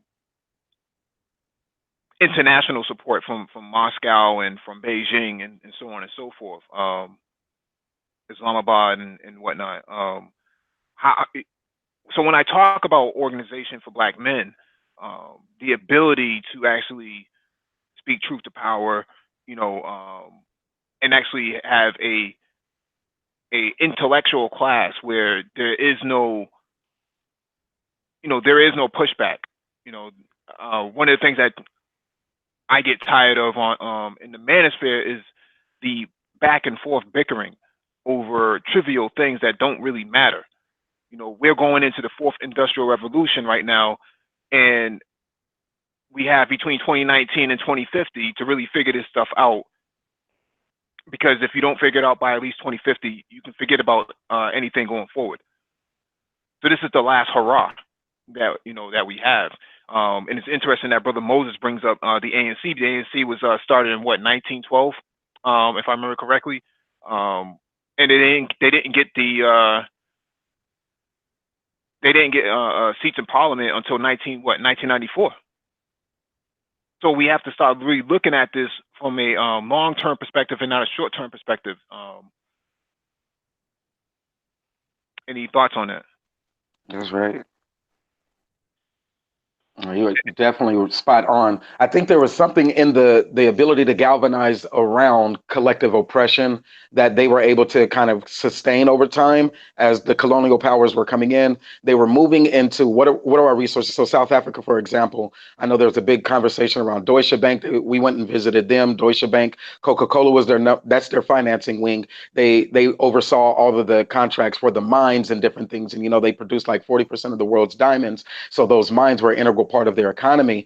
And in order to even go on that trip, we had to, at Morehouse, the brothers who went to South Africa, we had to write a paper just about that in particular, the economic distribution. ANC was a lot of the different talking points and things, apartheid and where it stands today, even why having them in government. So we understood that they had some wins, but they also had a lot of losses that we could learn from. And one of them was their economic losses of the perpetual contracts or in perpetuity contracts over those mines and such. And we went and actually spoke with Deutsche Bank, and we went to the embassy, and then Coca-Cola, their number one employer there, and had conversations there just to get a global perspective and to provide some of our insights as Morehouse men. So with that experience, I also learned a number of things. When you go inside of their economies, you still have entire sectors, millions in shanty towns who are packed in what looks like garages. It's like no bigger than a garage with a garage door type as the material for what their homes is. And they live under these circumstances because of the economic plight for intergenerational loss of access or opportunity. When we talk about the or when I mentioned the building of roads and the things that we could look and take for granted, where do those roads connect? Do they connect to the communities where the people need the most jobs, or are they only in those other sectors that are the most diverse and things? So a lot of key learnings that I can take away there. But the connecting power, though, was when you're dealing in a colonial place or a place where your oppression is systemic, it's throughout and it's replete, then there's some type of energy that the African American here in America has been complacent to. That energy, it has its hits and misses. It sparks, like the 60s was a good time, 50s, 40s, even the 20s for women. And then afterwards, there's been some situations to where the African American energy has been roused up. And then it's been placated with, small gimmies, small handouts, small things like that, small victories, to where we can celebrate those victories rather than understanding that there was a bigger picture there. I like focusing on those one areas like finance and such, to where what can you do there? And then I looked into the thing. Well, I already knew it, but Tim Scott, the subcommittee chair, he's the guy with the opportunity zones, drafting that bill and such, African American that is, Republican out of South Carolina.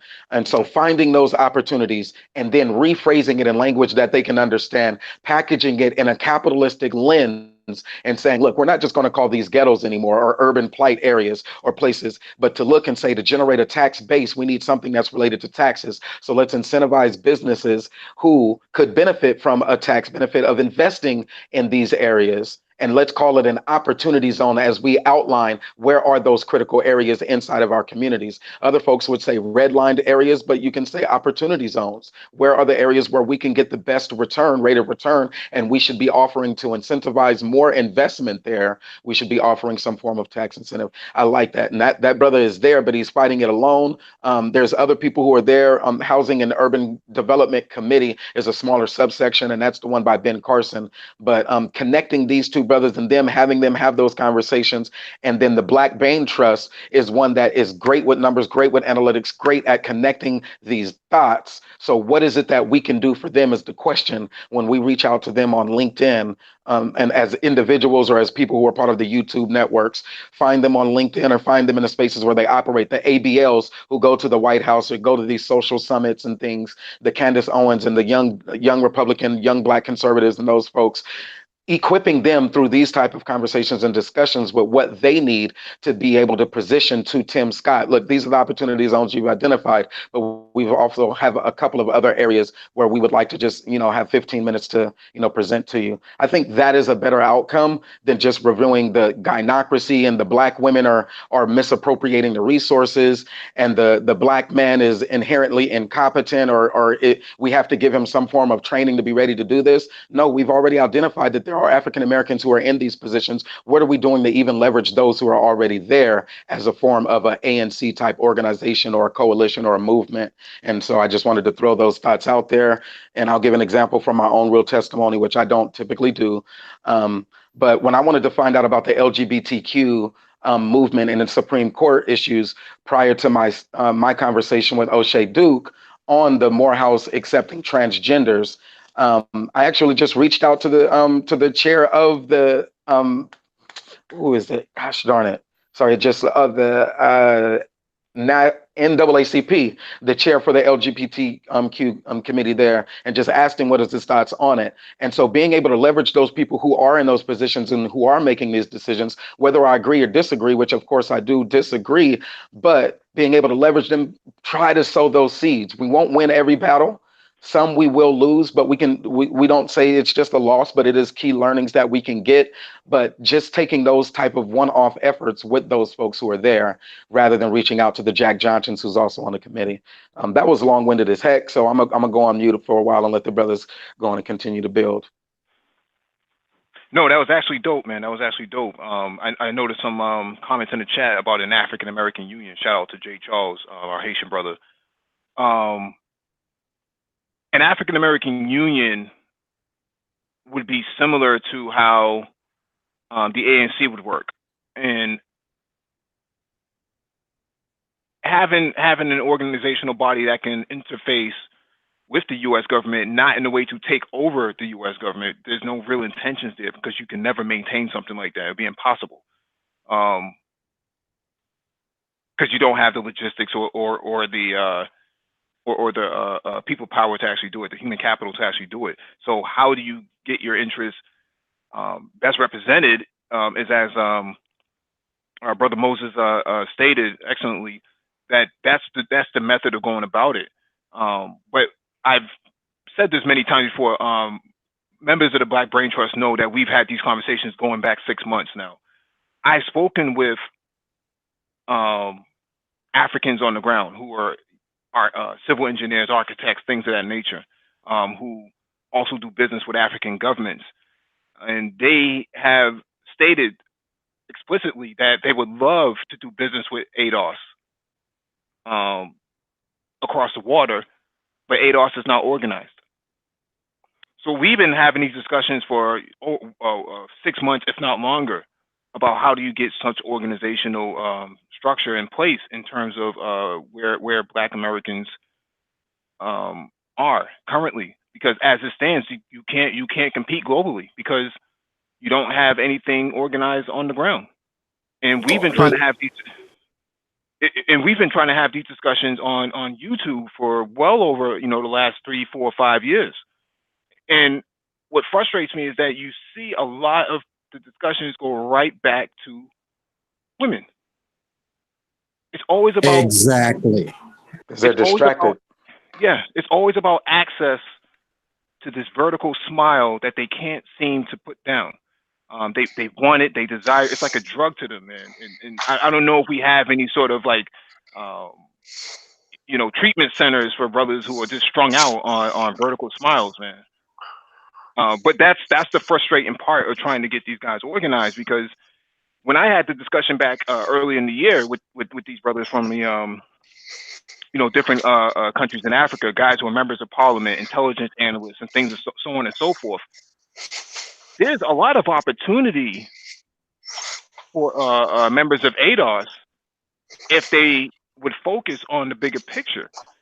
What the United States has done in 2001, and we had a whole hangout discussing this a couple months ago. AGOA, African Growth Opportunity Act. Goods that are manufactured and made on the continent have 0% tariffs coming back into the United States. So how do we leverage those sort of opportunities that are happening, that are being crafted for the continent? How do we get in on the import export aspect of doing business globally, right? Especially with the continent. It's hard to have these conversations with brothers on YouTube because they don't seem to really have an interest in that. It's always about who's having babies with who and so on and so forth. So to Mr. Research's point about hiring black males, I have to be quite frank with you. There's a lot of black males I just wouldn't hire if we use the manosphere as an example.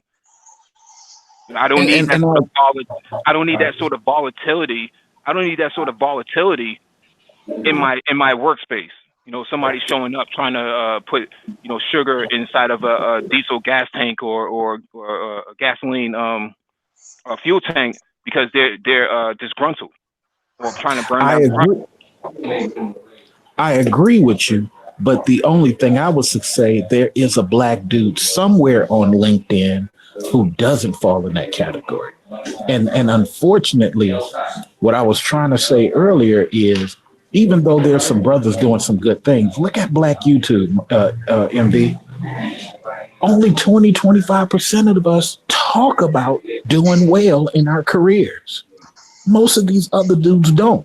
And as a person who's been around here since 2007, I've seen people rise, I've seen people leave. It's like, and Mike, you've seen it too. A lot of these dudes, even to this day in 2019, are on YouTube, but still need a girlfriend to survive. On YouTube, but still ride in the passenger seat of his baby mama's car. One of the popular YouTubers right now, tag team couple. This dude is in the passenger seat of his woman's life. But that's what we do.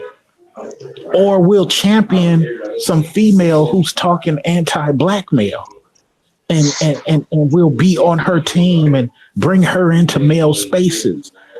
What I was saying earlier, you got these dudes who look at Sean Puffy Combs. I'm gonna take Janelle Monáe out of Atlanta. She's shy. I'm gonna pump her up to be great. And then what does she do in return? I'm gonna bring down male patriarchy. What do you mean? The same male patriarchy that rose you up when the sisterhood left you to die? Are you serious? So this is what we go into. And when I start talking about hiring dudes, I agree with you. There's some fuckery out there because we don't have a culture. Kunta Kinte is not respected. So I get that. But somewhere on LinkedIn, there's a brother that needs your help. Even if you just, like the other brother said, O'Shea's homeboy said, even linking with him on that level. You know what I'm saying? But when you got dudes who like, I'm helping the black community, but I only hire women. I'm helping the black community, but I got 14 women on my staff and only 2 dudes who happen to scrub the floor. I mean, that's not really helping these dudes rise. Well, and at the end of the day, go ahead, sir. No, I was just going to say that's the reason why we wanted to have this hangout, because there seems to be a silent apartheid in the black community. There's a silent apartheid, and there's silent social contracts that basically skip MOT brother. What's going on here? Oh, sorry. But wait, here's my last point. Yeah, all that is good, but it's like when it comes to power, like one YouTuber I know, very popular. He's a barber. He rents a barber's chair. Okay, I'm not hating on barbers. I'm saying own the barber shop before we get up here and start talking about this, that, and the third. Tackle something in your life where you dominate. That's all I'm saying. We can't get to what you want, Mike, as far as black males being in power when only 25% of us on black YouTube have actual careers, own actual houses, are actually killing dragons on a bi-weekly basis. Some of these other dudes are barely surviving, but they pretending as if they winning. Well, What you're not. Oh, sorry, MOT. No, go right ahead, Moses. Yeah, because what you're not going to be able to do is to go and approach the Tim Scotts. And when they finally say, open up the books, let's say even if you're organized and you're structured and they say, open up the book, show me what you got, you're not going to be able to open it up with people who have subpar less than 700 or 650 credit scores. You're not going to be able to open it up with people who have never managed a business for their personal wealth and say, these are the businesses that we believe are the general contractors that we believe would be able to fulfill these orders should they come through our pipeline. When it's time to start developing these opportunity zones, when it's time to start purchasing and getting those things done as a key area of emphasis, rebuilding. You're not going in to save. Here's one thing that everybody tries to get me when I do come to the manosphere space. You're not going in to save those who are already struggling. We struggle right now with even being able to connect with those who are not struggling and still getting some productive work and business opportunities and political opportunities amongst those who are in positions to make change, those who can do things on a more strategic and more functional level that generates higher rates of returns than any of these investment portfolios offer right now. Right now, I could go with the Goldman Sachs, which is the institution that's available. They can give me a 2.5% return on a certificate of deposit. But I believe that if there is a network of brothers who do know financing, or if there's the trucking business and MOT says, look, I got a couple of brothers who are just trying to get this one truck, here's what it looks like, then those are the better opportunities that are more equitable for both of us. They get their truck, their livelihood is good, they're delivering goods, products and services and businesses. I get my rate of return that allows me to send my son to college. So I'm saying that to say this: if we continue to allow ourselves to be distracted by those other peripheral conversations, that shit is the entertainment of YouTube section.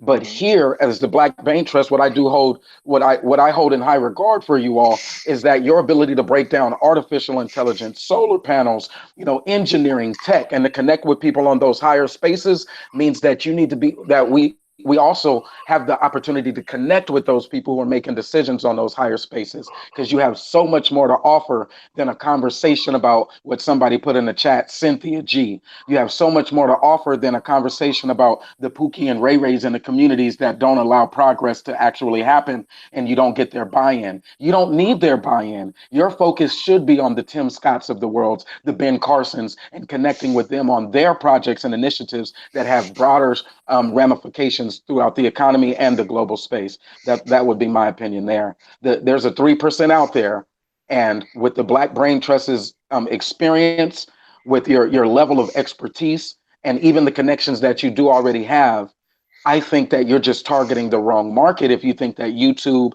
and the Black manosphere will give you the bang for your buck. Yes, it's good on YouTube, but in like you say, your real life applications every day, where can the Black Brain Trust go? Or how can Moses even help? Why am I even on this panel? It is because, like, without seeing me, you wouldn't know it, but the connectivity, the connecting those pieces and the reaching out and having those conversations, that is what I do. I can get a bigger picture and make that bigger picture happen a little bit faster. So, damn, man. But I do still cuss, and I do still mess with them ratchets on occasion. I hear you. MOT, please jump in, brother. I mean, it's a good idea, and this is why we have these top level conversations. So that way we can be able to show the people who are coming up behind us that this stuff actually can be done. Even though we all come from different aspects and walks of life, so I think it's great discussions, and now we just have to put some action behind it. Yeah, I'm still trying to catch up with the chat. I never seen the chat this lit before over here, so this is relatively new. But yeah, I mentioned apartheid earlier, and I want to make sure I'm clear on what an apartheid is, what it is in reference to this discussion, because um, I started off the hangout by mentioning Angela Rye and Simone Sanders, and um, what an silent apartheid is basically in the black community where there is a certain demographic of people who are wielding a lot of political and social power over another demographic of people, more importantly, black men, the ones who did not, the ones who can't afford a copay, a $10 copay, the ones who can't fill out a job application paper because they just don't have the basic literacy. Still stuck on second and third grade math. Um, those opportunities, as Q pointed this out some time ago, that the quote unquote sisterhood is not hiring these brothers. They're actually running their racketeering operation inside some of these organizations where they keep brothers out, and they rub in the face of the brothers that they got this opportunity, when reality is affirmative action has made this possible for a lot of these people. One because because of your gender, and then the other because of your ethnicity. And what that has allowed is a new sort of ruling class that basically says that if you fit this criteria, then we have a place for you. But if you are a black male and you are disenfranchised, then you need not apply, despite the fact that those opportunities should go to him. Yeah, because you can find Oh, all let type me of. add something to this real quick. Go right after MOT, please. Just that if you knew the type of grants for farming for women that there are over men, it would blow your mind. It would blow your mind. Like how many military contracts that go to women-owned organizations versus men-owned organizations would blow your mind in percentages. Black versus white, and especially black women over black men. It's just that we have to be able to find some type of power so that way we can be able to lobby to have our voices better heard, so that we can be better represented with these opportunities. Because the women, once they get these opportunities, they don't really reciprocate amongst the community the way they expect to be reciprocated against if we were to have the same opportunity. I mean, it's almost like they're their own class of people when they're not in power. And when they are in power, they are their own class, and then they only hire people who helps them keep their power. They don't care about sharing or distributing or sharing power amongst people. Once they have it, they're going to keep it for themselves, and they're just going to wait around until they find the proper guy who's going to do their will. I mean, I don't know how you can be able to breed men to not think like that, but there's too many men who actually think like that. Mm-hmm. Far too many. So. Go ahead, Dr. Phoenix. Yeah, I wanted to add a couple points too. This kind of goes back to some things I talked about over the last couple weeks. So if you guys remember the conversation last weekend, and we were talking about digital healthcare and telemedicine and stuff, and I talked about, brothers who are providers. Let's say you were physician, PA, nurse practitioner, whatever.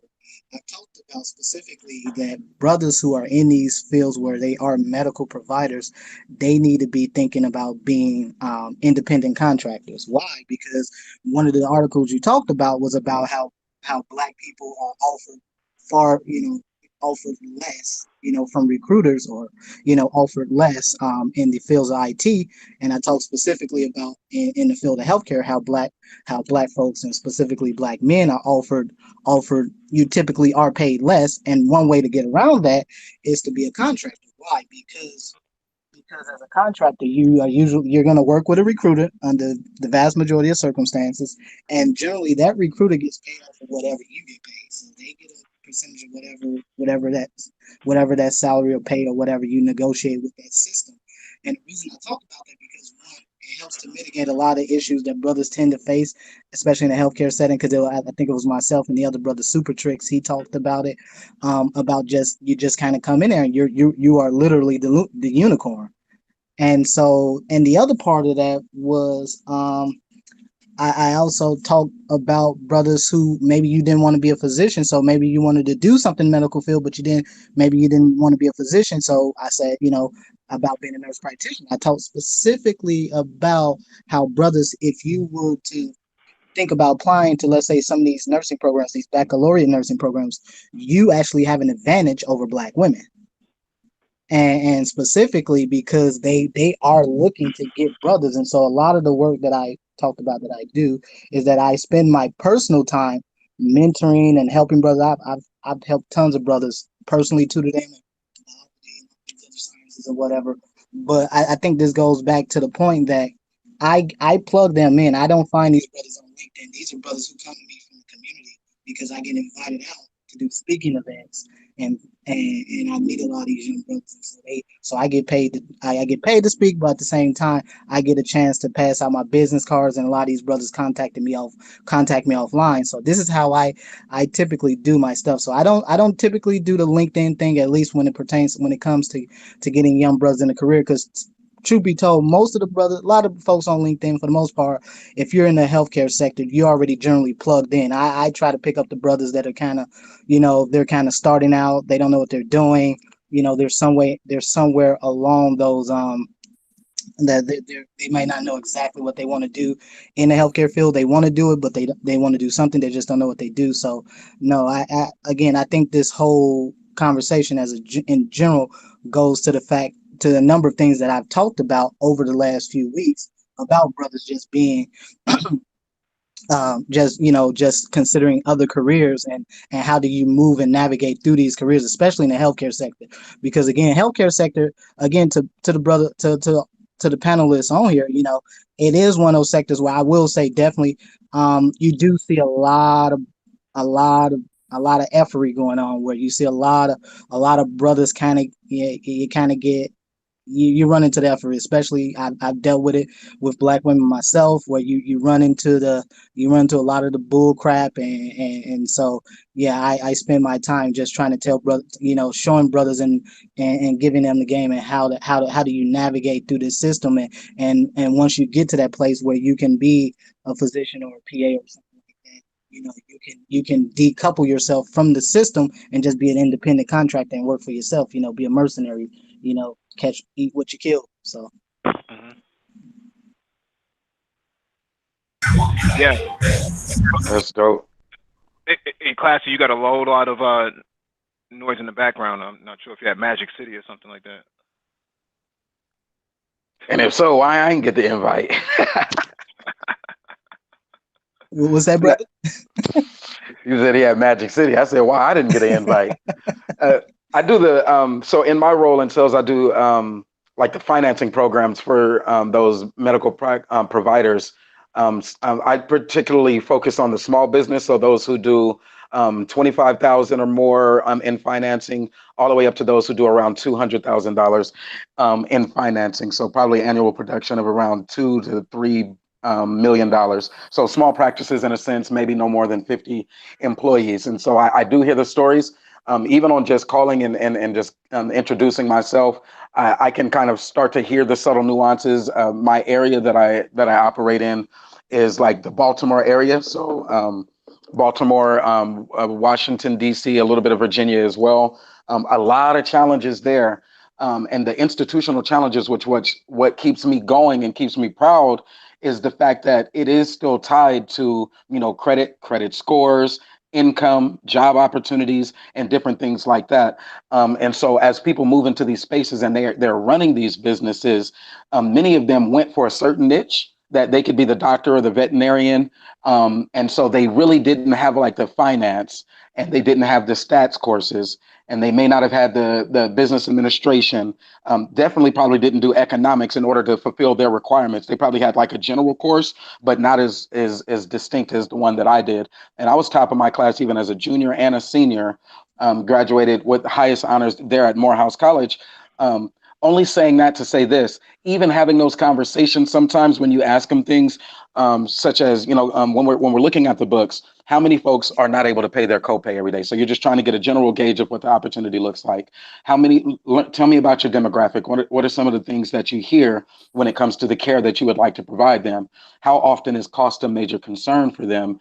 And what are some of the things that you do to kind of partner with them and make sure that they can get the care that they need? Number one is always insurance. We try to optimize that, or the practices try to do that. And then afterwards, if it's like, what is my copay? What is the remainder balance that I have to do? My out of pocket expenses. That's where you run headfirst into a lot of the brothers who they didn't have the application, or they may be in college themselves, or the sisters is really where it really comes in, where they have children already, young mothers, they have children already, and now they need dental care for their child when they don't even have dental care for themselves in that same sense. And so a lot of different challenges in working with those providers. Connecting with them will always be an opportunity. You said something that kind of caught my attention. You don't use the LinkedIn. I be on LinkedIn faithfully. Like I go there all the time I mean, because I don't Faithfully. my use it to like find like my mentees. That's what I'm saying. That's what I meant. I don't use it to find my mentees. my follow-up question for you though would be, you said you moved into a space of being a speaker at like certain events, conferences, probably in the education space as well. Well, it's How, it's not. I kind of do this sort of as just sort of part-time type thing. It's nothing I do. It just people I get in, people reach out to me. I get invites, and they ask me to come out, where I'm at. I just about a month or two ago, I spoke at the oldest black church. Mhm. I'm in Wisconsin, but I spoke specifically here in Milwaukee, and I spoke at the oldest black church here. So I did a lecture pertaining to what happened with John Singleton. And Oh yeah. brother, everyone's familiar. He died from a massive stroke earlier this year. But I did a stroke pertaining about black men and stroke and hypertension for Stroke Awareness Month, which is the month of May.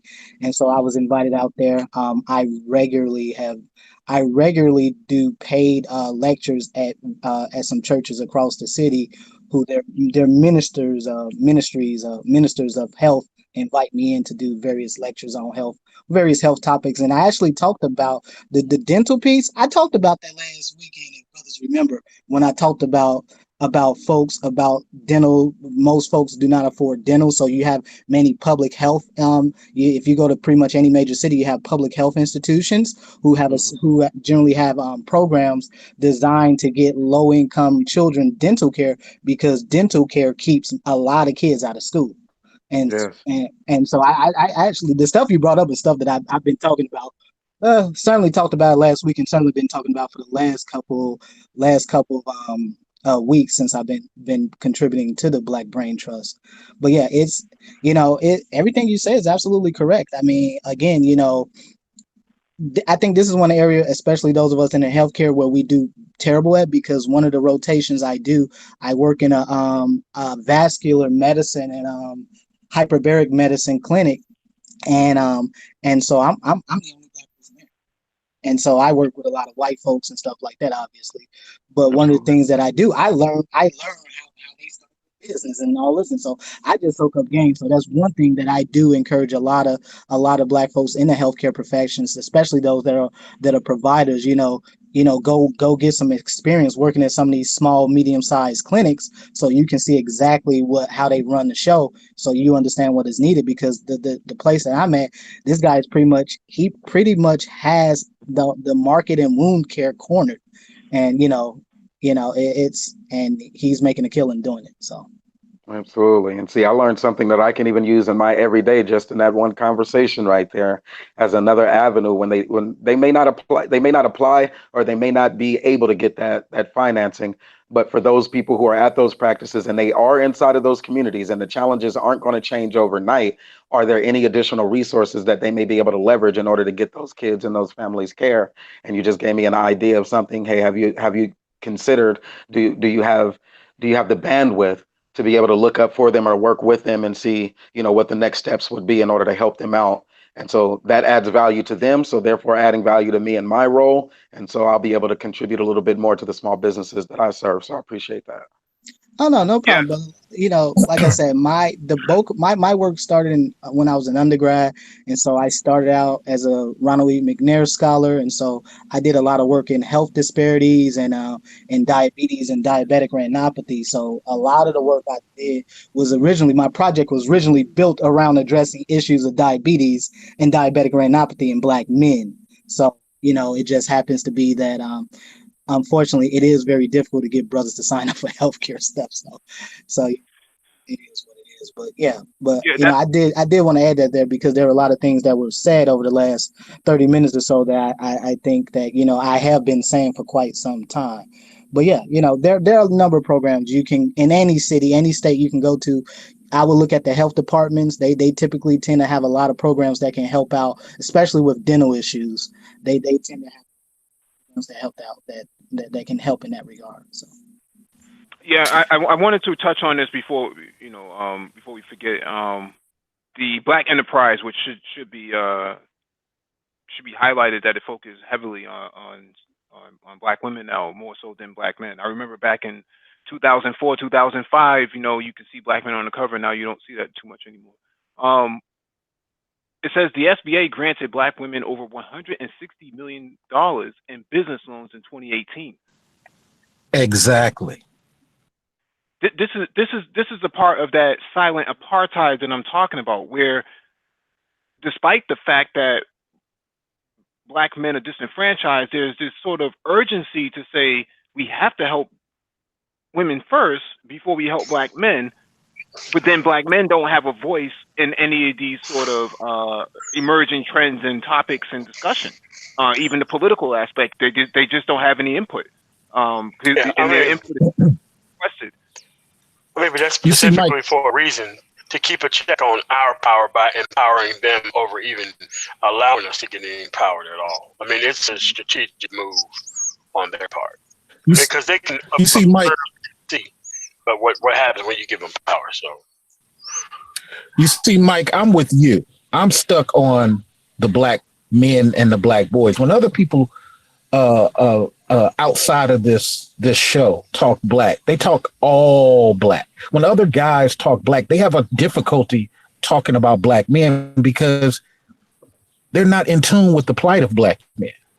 I've said way before, when I was doing Alpha Male Wisdom, when I was doing manhood lessons, when I had all those subscribers, I said, hey, look, I'm in this medical game, deep, heavy, 5 certifications. I process a lot of the stuff that people talk about, all the insurance stuff. I process that stuff nationally. I go to court for my job. You know what I'm saying? And speak against providers and what they have and have not done. And you know what? Most of the Black brothers and sisters, they have mostly non-Black staff. Now, this is just what I've seen over 18 years in this, working in several different states. I've told you guys, and I'm not tooting horn, I told you guys way back when, hey, look, I left, went and lived in Romania, France, England, the grill, came back, accidentally got into medical and started dominating. I've said that on other shows. Mike knows that. MOT knows that. When we talk about the counseling, I went and created Wolf. People heard people come on my show. Yeah, Mr. Research, man, you got me more money. You changed my life. So I'm not saying what I'm saying about Black boys by just including all Blackness. I respectfully don't care about all Blackness. I care about Black boys suffering, Black men not having a shot. I took myself down to the Black nurses meeting in San Francisco and had a printed sign hanging from my neck and my back. Ask me why Black men are denied jobs in healthcare. And I explained to these Black female nurses how on a HR level, y'all blocking these dudes. I've at Grady Hospital in Atlanta, what I heard women say, he seemed too perfect. Wait a minute, you need people over here in this area. What are you talking about? Oh, he's overqualified. And then that same woman, and this goes to what Roz's point was in the chat room earlier, and that same woman hires a woman off the stripper pole who only has a biology degree. You stop this black brother who had 5 years in the field of medical records. That was the department. And you hired a woman who had no skills. This is going on all the time. And you know what the black men in medical do? I'm going to talk about overall blackness. I'm going to talk about black people. I'm not going to focus on men. But you know what those sisters are doing? We having a sisters only doctors. We having a black women only nurses. We having black women only this and a black women only that. Well, what does the black boy got to look up to? Because his black men outside of myself are not sitting up here. Most of them, not all. His black men are not sticking their neck out and saying, hey, black women, why are you now using your blackness as a woman only thing? Why are you forgetting that doctor helped you in 1996? Why are you forgetting that? And here comes a male hyena. Oh, come on, Q, man. It's, the women gotta have that. But wait a minute, you're not looking at the percentages. And that's why I was quiet for a while, because I want to make sure everybody had to speak, because I wanted to kind of put this back out there. I'm with Mike. It's not a black all thing.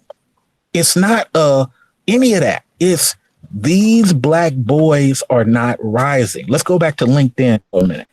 I don't share my LinkedIn with online people. I share my LinkedIn only with people in my career field. I go through LinkedIn once a week and just look for black male faces from here to Texas to Michigan. And I send them links. You know why? Because when I see their certification, my certification, we need to be connected. We need to be connected. We need to be talking behind the scenes. When you running into a problem, holla at me. When I'm running into a problem, I holla at you. I'm not looking for, it's a bunch of women who got my certificate. I don't holla at them through LinkedIn. Because at the end of the day, women, now that they've been empowered, and this goes back to what I said on another video I did 2 years ago, black women were not allowed in these offices until the black man on the elevator, the black man who was working in maintenance, went to his boss and said, my cousin know how to type real good. You be able to work around the white women? And the white woman was like, no, we don't want that greasy. No. And then the white men would supersede what the women wanted. This was in the days of radio.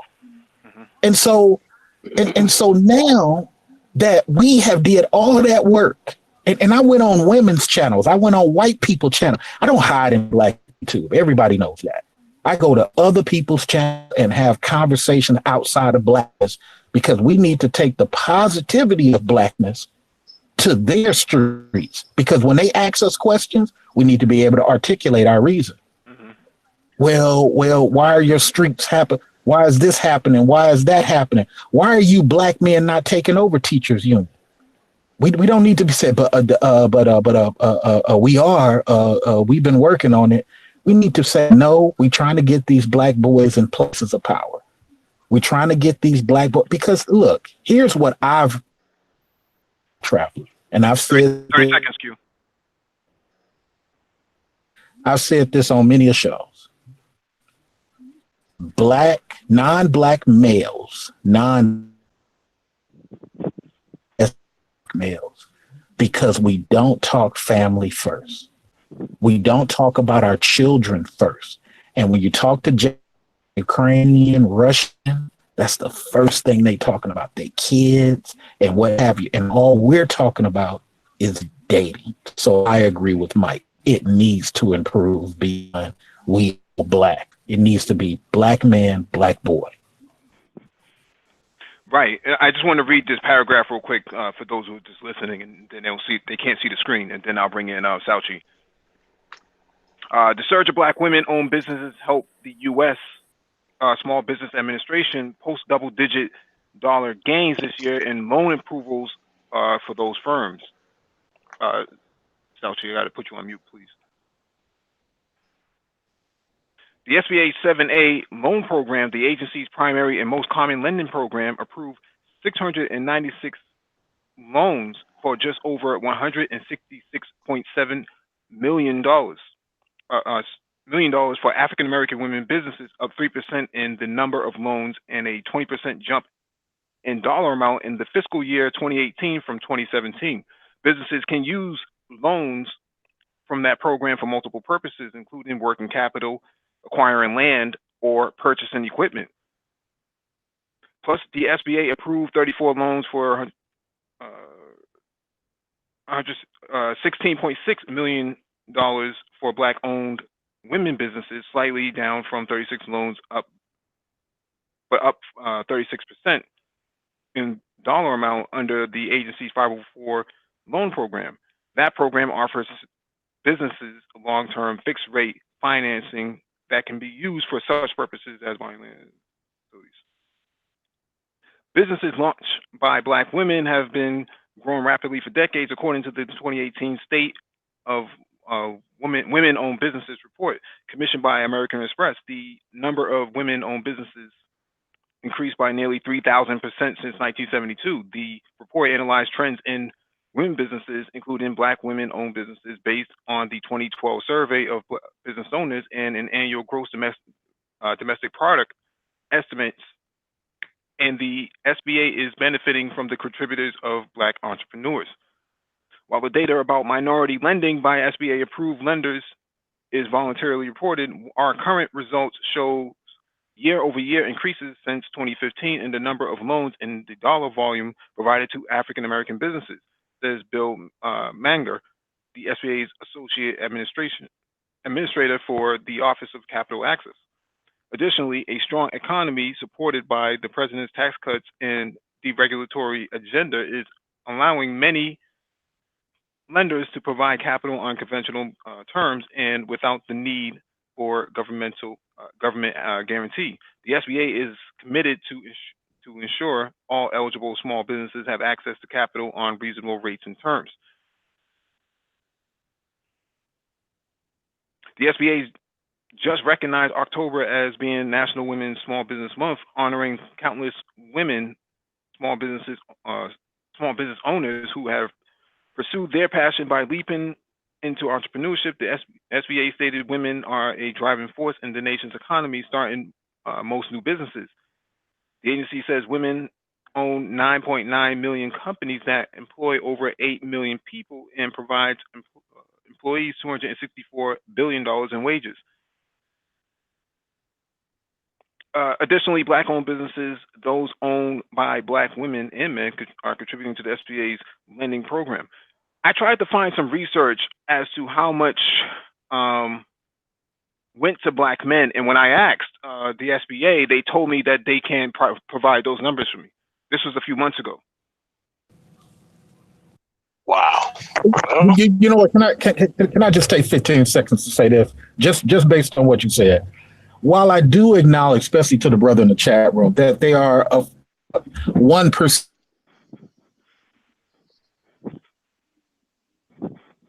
What's going on, Q? What's going on?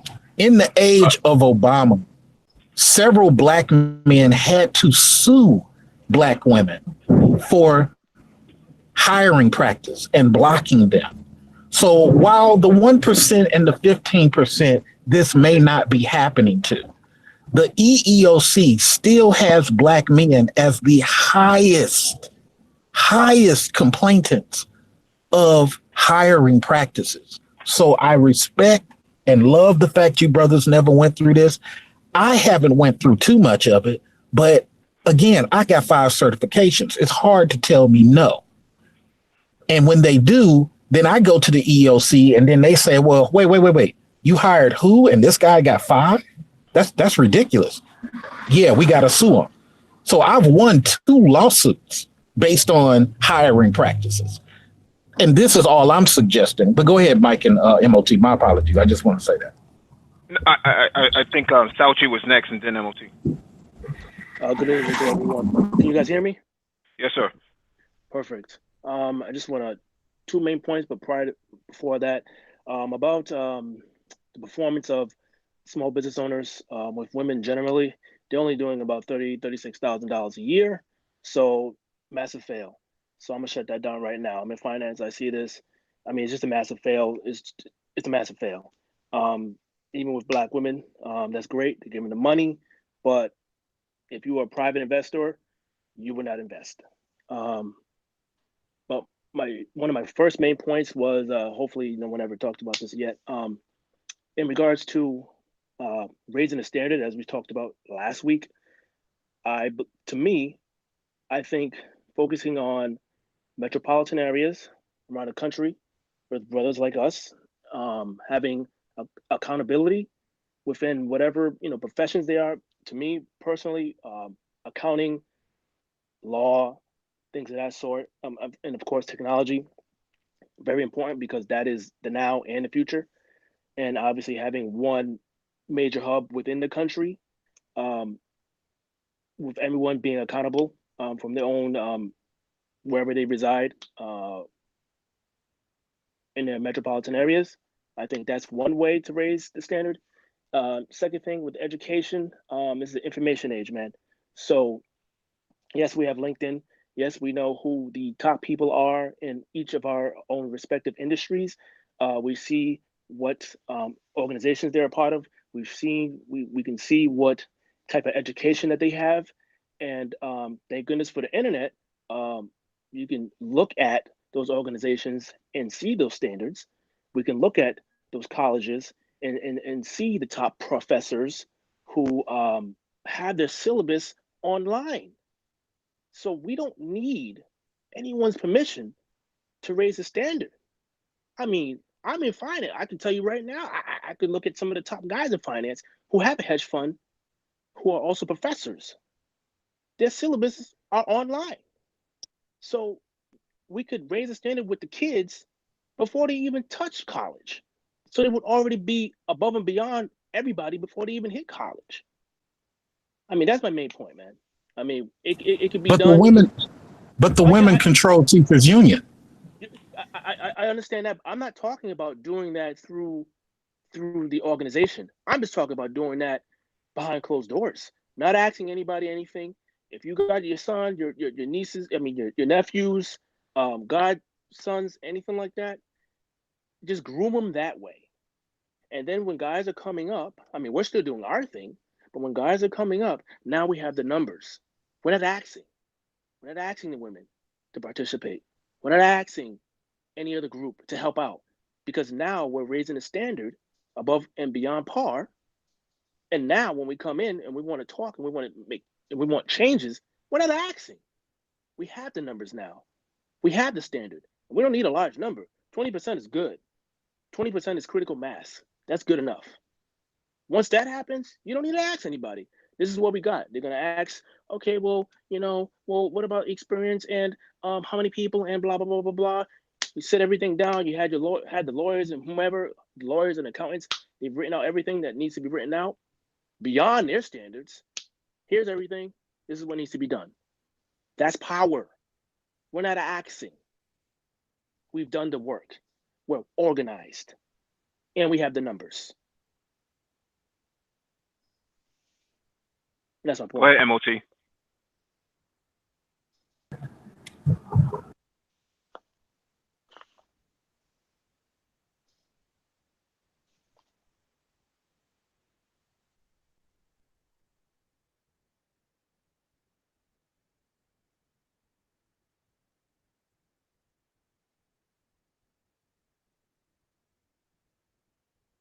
Anybody speaking?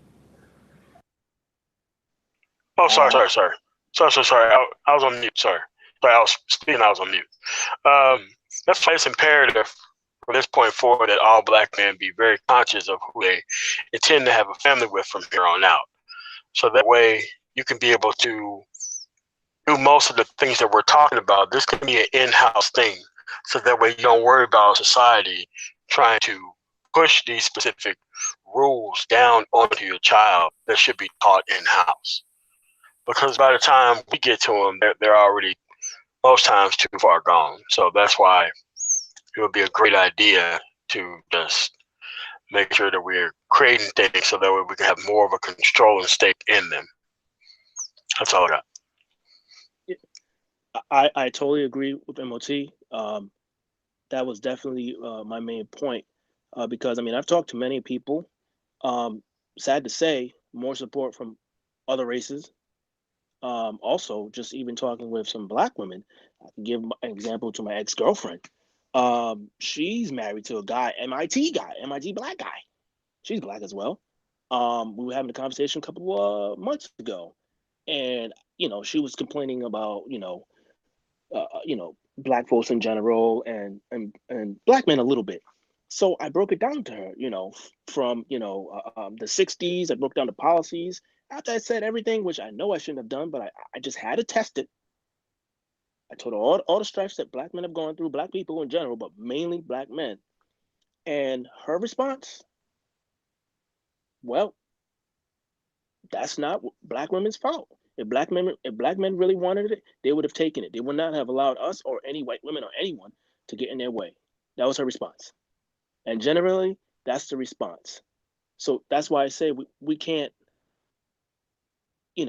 really have much of a discussion with women or Black women about this, because it's not in their nature to even, for the most part, they might feel bad, but they won't have any respect. It's just not in their nature. We see it across the board. Is it nature or culture? Well, no, it's culture. It's culture. It's definitely cultural, but there's a difference between someone respecting you and someone having just sympathy. That's great. They can have sympathy, but the respect is when they see you coming, they know what time it is, and they don't have that. But they were definitely acculturated to be that way.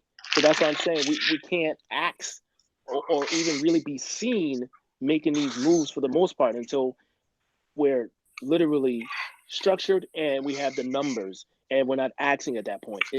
It's this is what's happening, and it's undeniable. Right, and that goes into what I've been saying from the beginning, that there's a silent apartheid within the Black community, this ruling class. You've been branded as a Black male who's genetically incompetent. You're only good for laying wood, and performing cunnilingus on them. And that's how they see us. And I wonder if many other Black men are paying attention to this, because $166 million is a lot of money, regardless if the businesses are failing or not. That's a lot of money to be doled out to a specific group of people. I mean, do you know what $166 million can do for a particular number of Black men? There's a lot of micro financing that could have been done. What about the brother who was selling the custom oils and stuff like that on the corner with his temp cart, or who probably needed a temp cart, who probably needed a bicycle that attaches to that temp cart so he can be more mobile in a short amount of time and get around.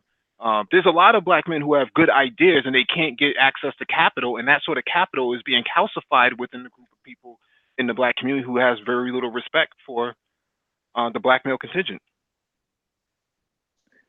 Well, I look at it like it isn't like a lot of dudes don't have access to capital, because a lot of us give opportunities to give 10, 30 G's to a business or even the 150 or what have you. It's just a lot of brothers, and I'm sticking to only the brothers, don't understand their own finances. They don't know what a P&L sheet is. You know what I'm saying? So a lot of times when they come like, hey, Q, man, blah, blah, blah. Okay, give me your forecast for a year. They don't even know the lingo Q, you're breaking up a lot.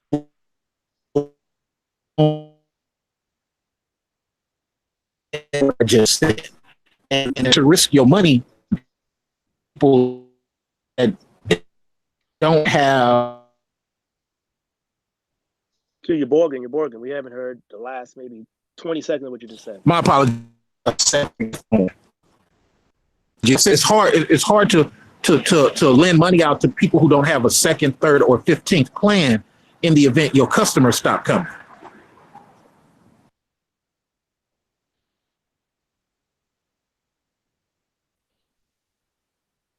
Q, if you're talking, we can't hear you.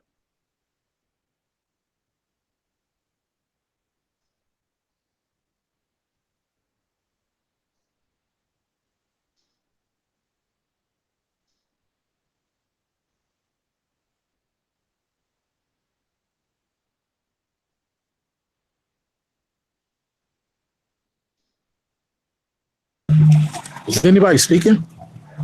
I don't know if Q's still borging out or what. No. That's me. I said it's hard. It's hard to lend out money when the brother doesn't have a second, third, or 15th plan for when the customers start coming. Like I just talked to this one brother who I'm buying seafood from. They just started something called Grammy's Down Home Chicken and Seafood, and I just gave him 15 minutes of just game on how to increase his business, capture his customers, and just on some love because it's a black business. You know what I'm saying? He's like, man, I never thought of that. I'm like, dude, write this shit down. I want y'all to win. And that's what it is. We got to be in those type of scenarios when we lending out money. Because if I'm lending out 100K, 150K, or just 30K, I don't want a dude who doesn't understand his email marketing game. And dude's got to already that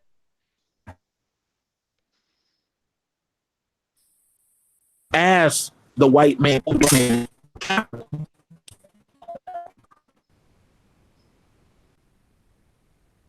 if you're talking, you're breaking up again. I think Q's in a bad area. Okay. I kind of got the gist of what he was saying. I think based on what has been said so far, I think we need to really focus on building an app that provides financial literacy to black men. I mean, the basic literacy, it has to be spoon fed to some brothers because that's their learning capabilities, right? Whether they're dyslexic or some other form, we can't automatically assume that because they don't know, you can just have a 5-minute conversation with them and give them that sort of game, and everybody's going to get it. Not everybody learns the same. So I think actually having, leveraging social media platforms like YouTube to actually, and I think O'Shea has done a great job with the Hall of Game, right? His weekly hangouts, of providing that sort of game. Very good. Yeah, very good. Yeah, and I think we should be leveraging Facebook, Twitter and things like that, and just giving brothers that sort of game, even if they don't need it. Here, if you don't need it, pass it on to somebody else. Share it, like it, share it, and pass that around because there's a lot of brothers who have some great ideas, but they can't get their businesses off the ground because, like you said, maybe they don't have the their digital marketing skills may not be there, but then we can tap somebody within the manosphere who has digital marketing skills like Edward Anderson, and so on and so forth, like an AM1, and create that sort of LinkedIn distribution without actually going through LinkedIn, because it's not just word of mouth, but it's also been vetted by people within their circle. But we gotta stop talking about dating first. We gotta stop talking about what these chicks are doing. Go ahead, sir. Well, when you say we, obviously we all know it's really not us. It's unfortunately the vast majority of us. And last week what I was saying is that we just need to move forward regardless, and it will just naturally filter out. What Mike was saying makes total sense. Like I said, the standard needs to be raised. I mean, just for example, I had a friend I went to high school with, Dominican guy. He's trying to get into like VR stuff, He's come to me for the second time in the last 2 months. The first time he came to me because he sees my post on Instagram. It's all about business, finance, and help, all that other good stuff. But I guess he was basically testing me out because he had like about 20 grand he wanted to invest it into like a real estate deal. So he sent me the deal. I sent it back to him in 2 days. I gave him every question he needed to ask the guy. Unfortunately, the promoter was a black guy, and they had a legal team. They had everything. I looked up everybody. Everybody was solid on paper. He said, "Sal, I sent him the questions that you sent me. To this day, I have not heard from him." I said, "That's a good thing. You don't invest with guys like that. Period. Doesn't even matter who they got around themselves." So now he just came back to me 2 weeks ago. Now he wants to, open up his own business. And I did the same thing with him. I did the same thing, but he sent me financials and everything. He did his homework. But because I'm in finance, I really got deep down into it. And I broke it down. I said, you need to have, 3 years, 3 to 5 years. You need to do this. You need to do that. Check out this book. Do this, do that, do that, do that, do that. Within 48 hours, he had already done like 25% of it. That's serious. So if we're going to give, if we're going to have this hub of information, there needs to be proof of accountability on obviously everybody's end, but on the end of the user, the black men who need this information the most, so we know it's working, especially in their own lives. And then we will see it eventually. And that's my point.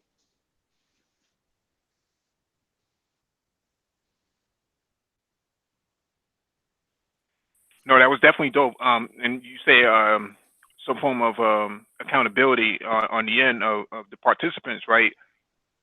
Lionel is actually a blockchain aficionado in our Black Brain Trust group, and he has a blockchain study group that he runs now. I forget what the numbers are for him, but he's actually capable of designing something like that out using blockchain. Damn. That's great.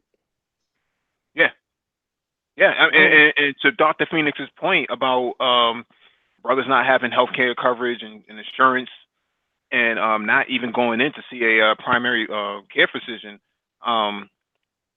that's an area that nursing could actually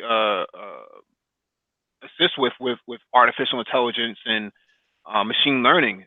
Just getting the jot down of their family history and actually running that that data through a machine learning program to actually give some feedback based on the numbers and the family history and other medical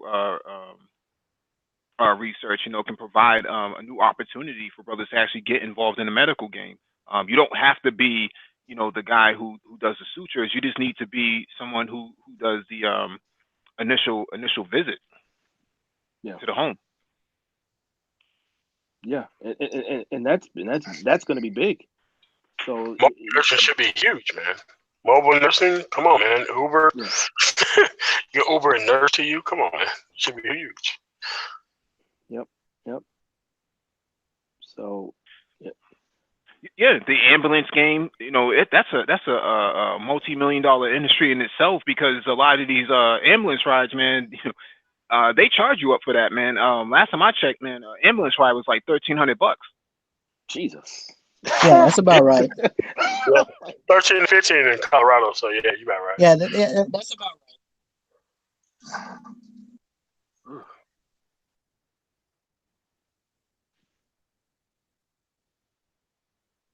Go ahead, Dr. Phoenix. No, I was just agreeing with you. I was just saying, yeah, that's about right. I mean, these are, I think we talked about the whole ambulance game before. I mean, these are certainly areas where where black men can certainly make an impact.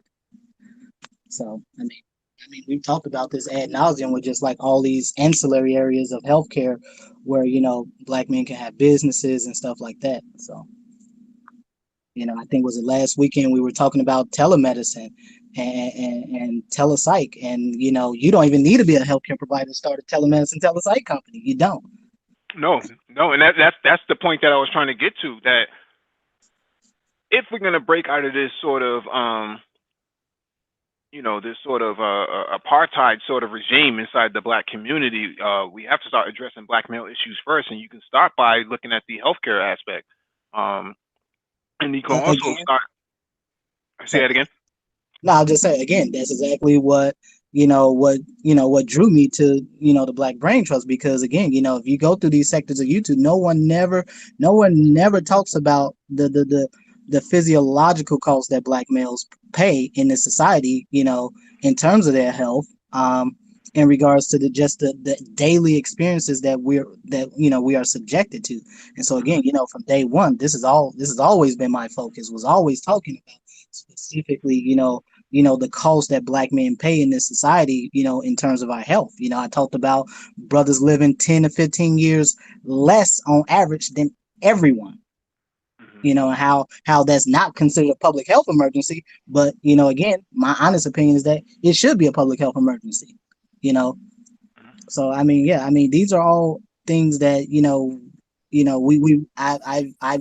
that you gentlemen have talked about, ad nauseum about on the panels. Things that from the very first time I came on the panel, things I've talked about from day one is for black men to take control of their health.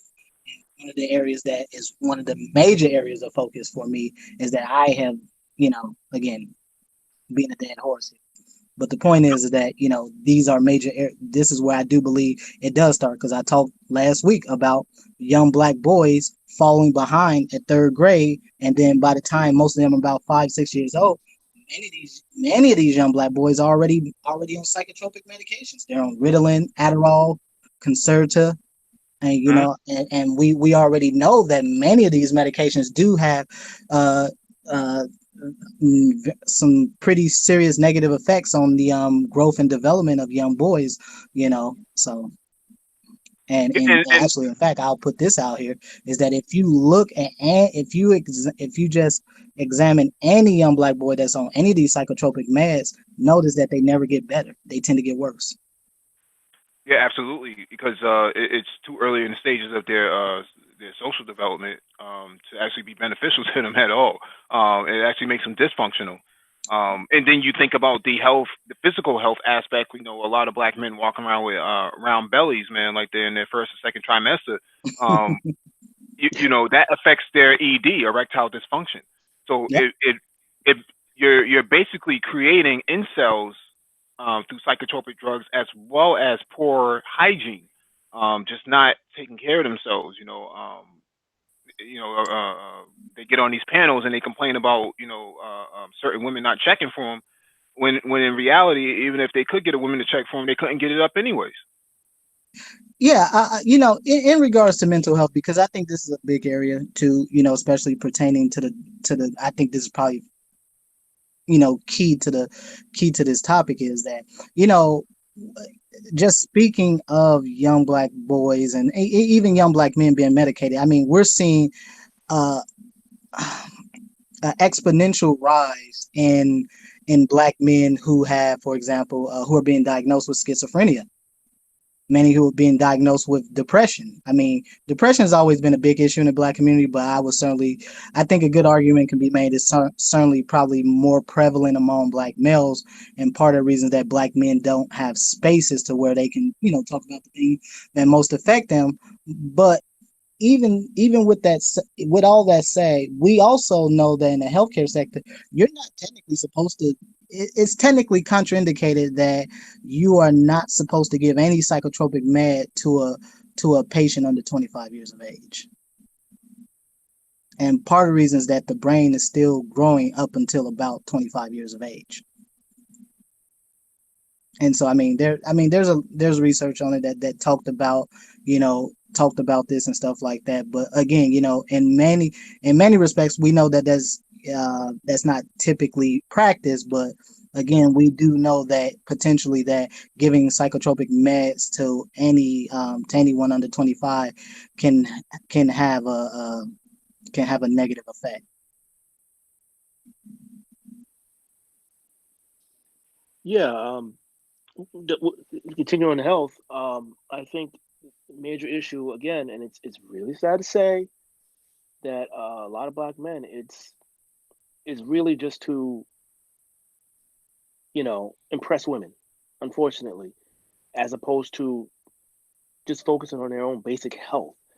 So while they're young and at least on the outside looking, you know, good or whatever it is to women, they're really not paying attention to their health. And I mean, I've noticed that while growing up. I mean, I've always been about my health since before I was even 10. I mean, obviously because of my parents.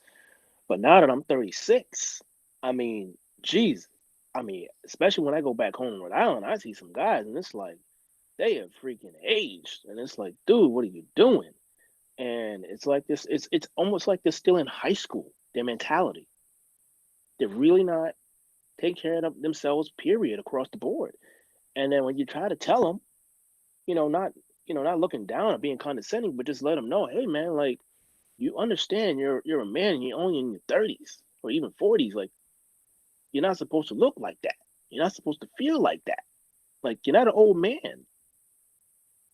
And you're trying to tell them, about different types of food or nutrition, or even those guys who actually do go to the gym, they're only going to the gym, they're only putting up heavy weight, poor form, so they're also still damaging themselves again. You're trying to put them on, and I find a lot of times the black guys, they don't want to hear it, especially the guys that are getting whatever type of girls. They don't want to hear it until it's like, for the most part, too late.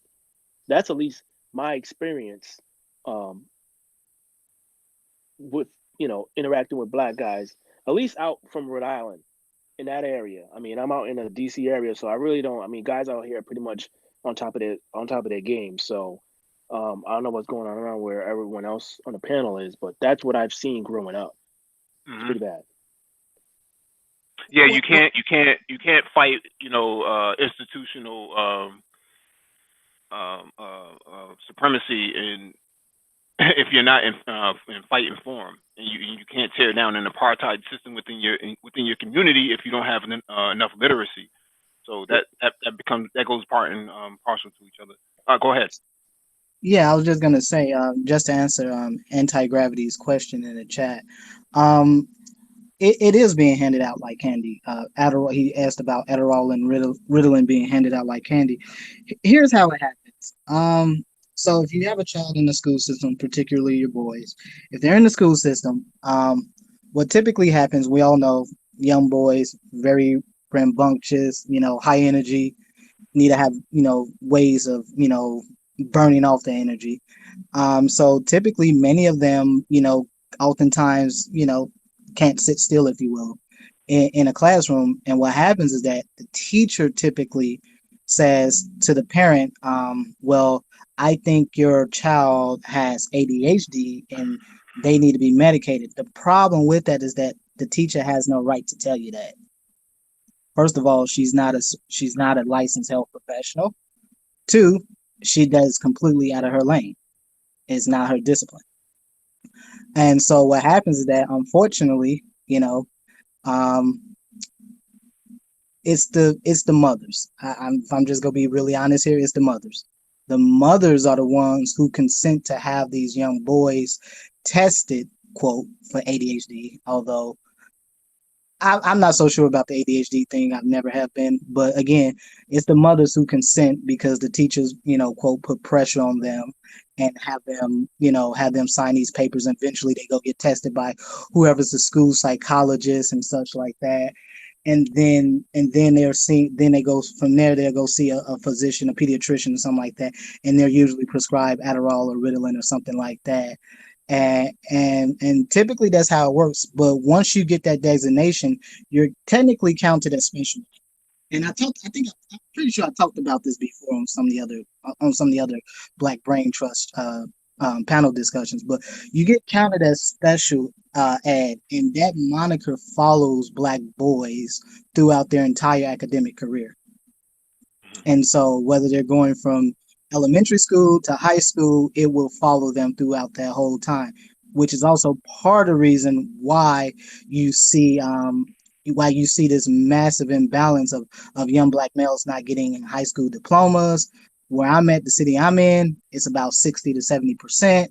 I know in Chicago, where I'm from, it was somewhere at least minimum 50%, and I will argue it's probably the same at pretty much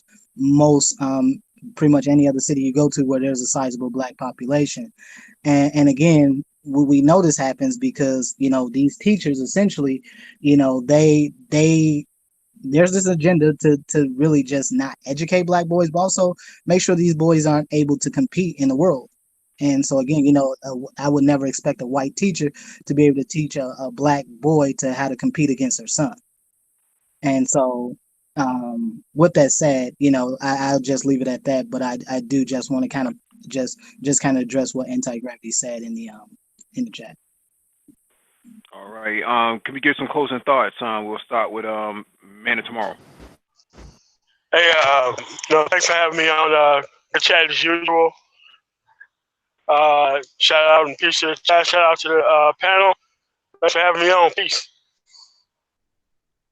Hey, no problem, brother. Thank you for coming through, man. And then we'll go to Mr. Research.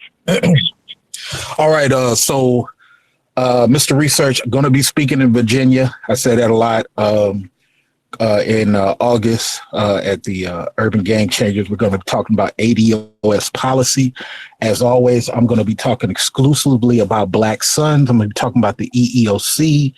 I wish people like Ben Carson had went to the VA instead of hiding out in housing, something he's not qualified for. But I'm a conservative. I can critique other conservatives.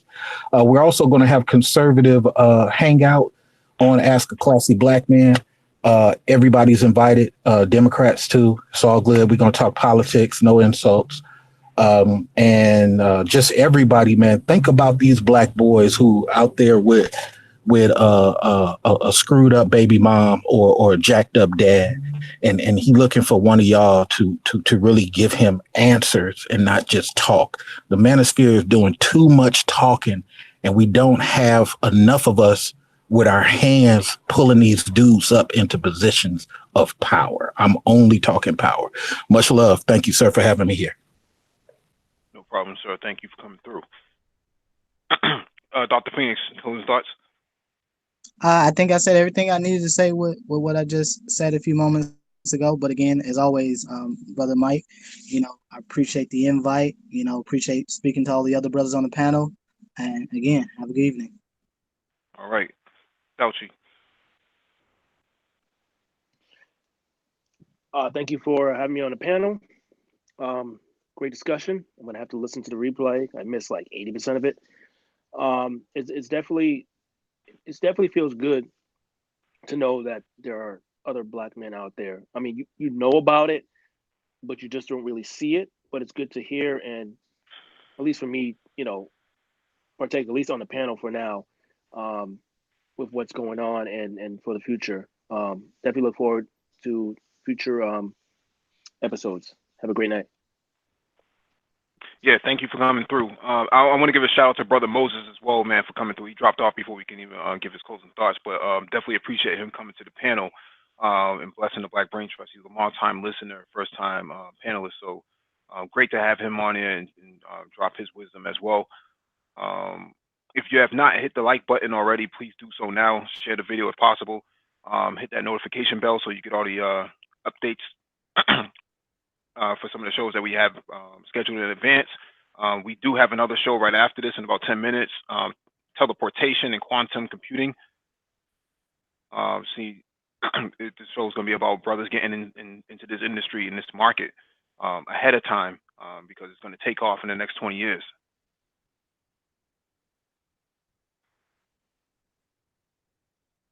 All right, that being said, man, make sure y'all come back in the next 10 minutes and we'll be back.